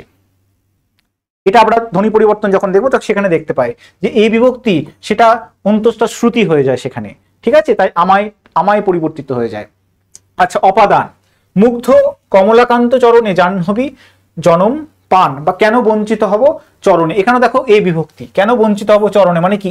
চরণ থেকে। এখন তোমরা প্রশ্ন করবে, যখন তো অন্তস্থা ছিল এখানে আমি কি বললাম? যে এই বিভক্তি সেটাও এখানে অন্তস্থা হয়ে যাচ্ছে, আমি যুক্ত এ সেটা হয়ে যায় আমায়। বোঝা গেল? কেন বঞ্চিত হব চরণে, এই বিভক্তি। এটা কিন্তু কোথায়? অপাদান কারকে। আবার দেখো অধিকরণ কারকে, ব্যথিত কিশোর হৃদে, কোথায়? ব্যথিত কিশোর হৃদে চিরন্তনী রাধা কাঁদে। চিরন্তনী রাধা কোথায় কাঁদছে? ব্যথিত কিশোরীর হৃদয়ে কাঁদছে। তাই অধিকরণ কারকে এই বিভক্তি। তাহলে এই বিভক্তি আমরা কর্তৃকারকেও পাই, কর্মকারকেও পাই, সম্প্রদানেও পাই, অপাদানেও পাই, অধিকরণেও পাই। আমরা তে বিভক্তিটা দেখব, যে কিভাবে তে বিভক্তি তির্যক বিভক্তি হিসেবে কাজ করছে। যেমন দেখো কর্তৃকারকে বুলবুলিতে ধান খেয়েছে, কে ধান খেয়েছে? বুলবুলিতে। দেখো এখানে বুলবুলিতে, এটা হচ্ছে কর্তৃকারক। আবার এই তে বিভক্তিটা কর্মকারকে কিভাবে আসছে? ট্রেজারিতে সেলামি দেবেন উনি, ট্রেজারিতে। দেখো কর্মকারক। কাকে সেলামি দেবেন? ট্রেজারিতে। কাকে সেলামি দেবেন? ট্রেজারিতে। করণকারকে দেখো, এমন ধার পড়া বটিতে এত বড় মাছ কি কোটা যায়? এত বড় মাছ কি কোটা যায়? তাহলে দেখো বটিতে, কিসের দ্বারা? বটির দ্বারা। এখানে তে বিভক্তিটা কোথায় ব্যবহৃত হয়েছে? বটির সঙ্গে। অর্থাৎ এটা আমরা করণকারকে পাচ্ছি। সম্প্রদানকারকে একইভাবে সমিতিতে কিছু তো দিতেই হবে। কোথায় দিতে হবে? কোথায় দিতে হবে? তাকে দিতে হবে সমিতিতে। এই যে দান, এটা কি দান? নিঃস্বার্থ দান, তাই এটা সম্প্রদানকারক। সমিতিতে কিছু তো দিতেই হবে। এটা কোথায় দান করছে? সমিতিতে দান করছে, তাই এটা হচ্ছে সম্প্রদানকারক। অপদানকারক, হাসিতে তার মুক্ত ঝরে কান্নায় ঝরে মানিক। হাসিতে তার মুক্ত ঝরে কান্নায় ঝরে মানিক, এটা হচ্ছে অপদানকারক। কোথা থেকে ঝরে? তার এই যে মুক্ত ঝরে। আচ্ছা, অধিকরণকারক, বাঁশেতে ঘুণ ধরে, বাঁশেতে অধিকরণকারক। তাহলে তে বিভক্তিটা নানান কারকে ব্যবহৃত হচ্ছে, তির্যক বিভক্তি। তাহলে আমরা এখান থেকে এই সিদ্ধান্তে পৌঁছতে পারি যে একটা কোনো বিভক্তি দিয়ে কারক নির্ণয় করা যায় না বাংলায়। যেটা সংস্কৃত হতে প্রথমা বিভক্তি দিয়ে তুমি কর্তৃকারক নির্ণয় করে ফেলতে পারবে, কিন্তু বাংলায় সেটা হচ্ছে না। একই রকম বিভক্তি দিয়ে তোমরা কারক নির্ণয় করতে পারছো না। তাহলে কারক নির্ণয় করতে হবে কি করে? একেবারে তার অর্থ বুঝে, ক্রিয়ার সঙ্গে বাক্যে বিশেষ্য বা সর্বনাম পদের যে সম্পর্ক, সেই সম্পর্কটা বুঝে তবেই কারক নির্ণয় করতে হবে। ঠিক আছে? তারপরে দেখো সম্বন্ধ পদ। এই যে সম্বন্ধ পদ, এই সম্বন্ধ পদটা কারকের মধ্যে আমরা পড়ি না। সম্বন্ধ পদটা কারকের মধ্যে পড়ি না, কারণ এগুলো অকারক পদ। অকারক পদ কেন? কারণ সম্বন্ধ পদ বলতে কি বোঝায়? সম্বন্ধ পদ বলতে কি বোঝায়? দেখো, বিশেষ্যের সঙ্গে বা সর্বনামের সঙ্গে তার পূর্ববর্তী পদের যে সম্পর্ক, বিশেষ্যের সঙ্গে বিশেষ্য বা সর্বনাম পদের সঙ্গে তার পূর্ববর্তী পদের যে সম্পর্ক, তাকেই বলা হবে সম্বন্ধ পদ। যেমন এখানে খেয়াল করে দেখো, মানুষের দুঃখের সমান বয়সী, মানুষের দুঃখের সমান বয়সী। এখানে একটা যদি ক্রিয়া, সেটা উজ্জ্ব রয়েছে, আমি হলাম, ধরো হলাম বা আমি হই মানুষের দুঃখের সমবয়সী। তাহলে ক্রিয়াকে হই বা হলাম, কর্তাকে আমি। ঠিক আছে? কি হলাম? সমবয়সী। সমবয়সী, দুঃখের সমবয়সী। কি হলাম? সমবয়সী হলাম। কি হলাম? এটা হচ্ছে কর্ম। কিন্তু এই যে মানুষের, এটা কি হবে? মানুষের সঙ্গে দেখো দুঃখের সম্পর্ক, তাহলে দুঃখ এটা একটা বিশেষ্য। দুঃখ এটা একটা বিশেষ্য। দুঃখের বিশেষের সঙ্গে কার সম্পর্ক হচ্ছে? তার পূর্ববর্তী যে বিশেষ্য মানুষ, তার একটা সম্পর্ক স্থাপন হচ্ছে। তাহলে মানুষ আর দুঃখ, মানুষটা হচ্ছে অকারক পদ, তার সঙ্গে দুঃখের একটা সম্পর্ক স্থাপন হয়েছে। কিভাবে স্থাপন হচ্ছে? একটা বিভক্তির মাধ্যমে। সেটা কি? র বিভক্তি। মানুষের র বিভক্তি, এর বা র বিভক্তি। ঠিক আছে? ঠিক একই রকম ভাবে দেখো, আচ্ছা, তো এই যে সম্বন্ধ পদ, গাঙুরের নীরে ভাসাইয়া ভেলা, গাঙুরের নীরে ভাসাইয়া ভেলা চলে অসহায়া। তাহলে এটা হচ্ছে কর্তা, অসহায়া। কে চলছে? দেখো, কখনো কখনো কর্তা বাক্যের প্রথমে থাকতে পারে, আবার কখনো কখনো কর্তা সে কিন্তু বাক্যের শেষেও থাকতে পারে। যেমন এখানে দেখো অসহায়া, এখানে কর্তা কোথায় আছে? বাক্যের প্রথমে না শেষে? আমি ভাত খাই বা আমি খেলা করি, সেখানে কর্তা আছে কোথায়? বাক্যের একদম প্রথমে, বাক্যের শুরুতে, সেখানে কর্তা আছে।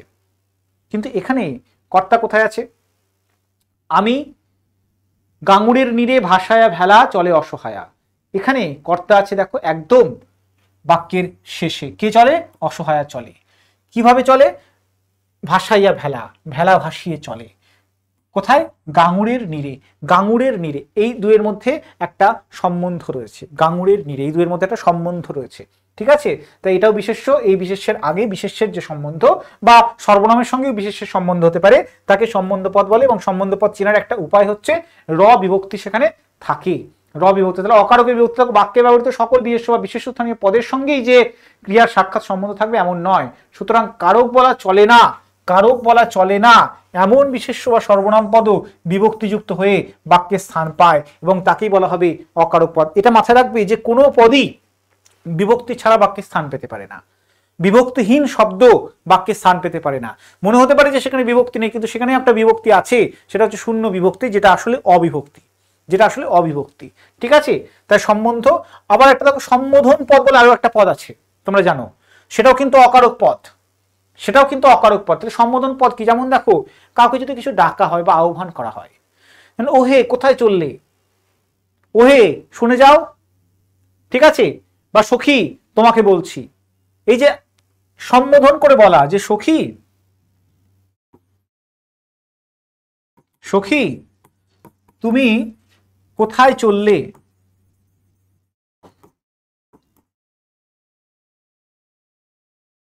সখী তুমি কোথায় চল, এই যে সখী, এটা কি হলো?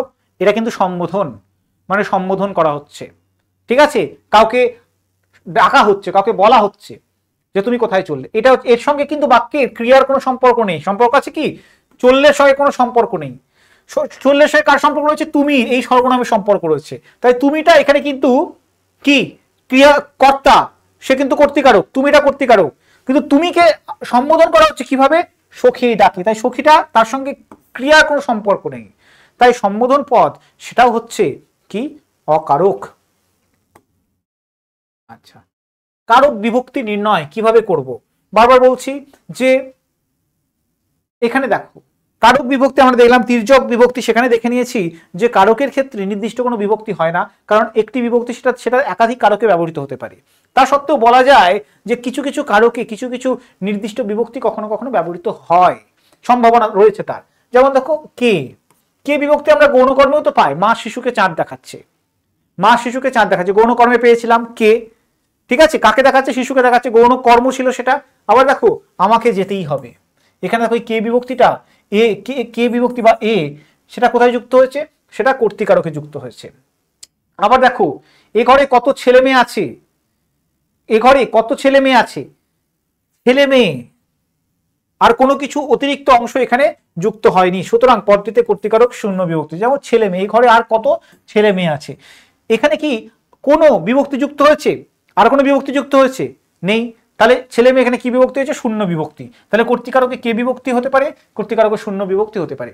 কর্মকারকে দেখো, কর্মকারকে কে বিভক্তি দেখো, ছেলেটিকে একটু দেখো, কাকে দেখবে? ছেলেটিকে, ছেলেটিকে একটু দেখো। এখানে কর্তা উৎস, তুমি উৎস, দেখো হচ্ছে ক্রিয়া, কাকে দেখবে? ছেলেটিকে। এই ছেলেটি কে, এটা হচ্ছে কি? এটা হয়ে গেল কর্ম, ঠিক আছে? কর্মকারকের কে বিভক্তি। আপনাদের খাবার দেওয়া হয়েছে, মূল শব্দ আপনি, অতিরিক্ত অংশ দের, আপনাদের, এই যে দের, অতএব এখানে সম্প্রদানে বহু বচনের বিভক্তি ব্যবহৃত হয়েছে। বহু বচনের বিভক্তি, দেরটা কি? বহু বচনের বিভক্তি, সেটা কিন্তু ব্যবহৃত হয়েছে। আপনাদের খাবার দেওয়া হয়েছে, সম্প্রদান কারক, ঠিক আছে? আচ্ছা, আমাদের কারকের ক্লাস তাহলে এখানেই সমাপ্ত হচ্ছে। আবার তোমাদের পরবর্তী কোনো ক্লাসে নতুন কোনো একটা বিষয় নিয়ে সকলের সামনে, সকলের সঙ্গে দেখা হবে, ঠিক আছে? বিদায় সকলকে।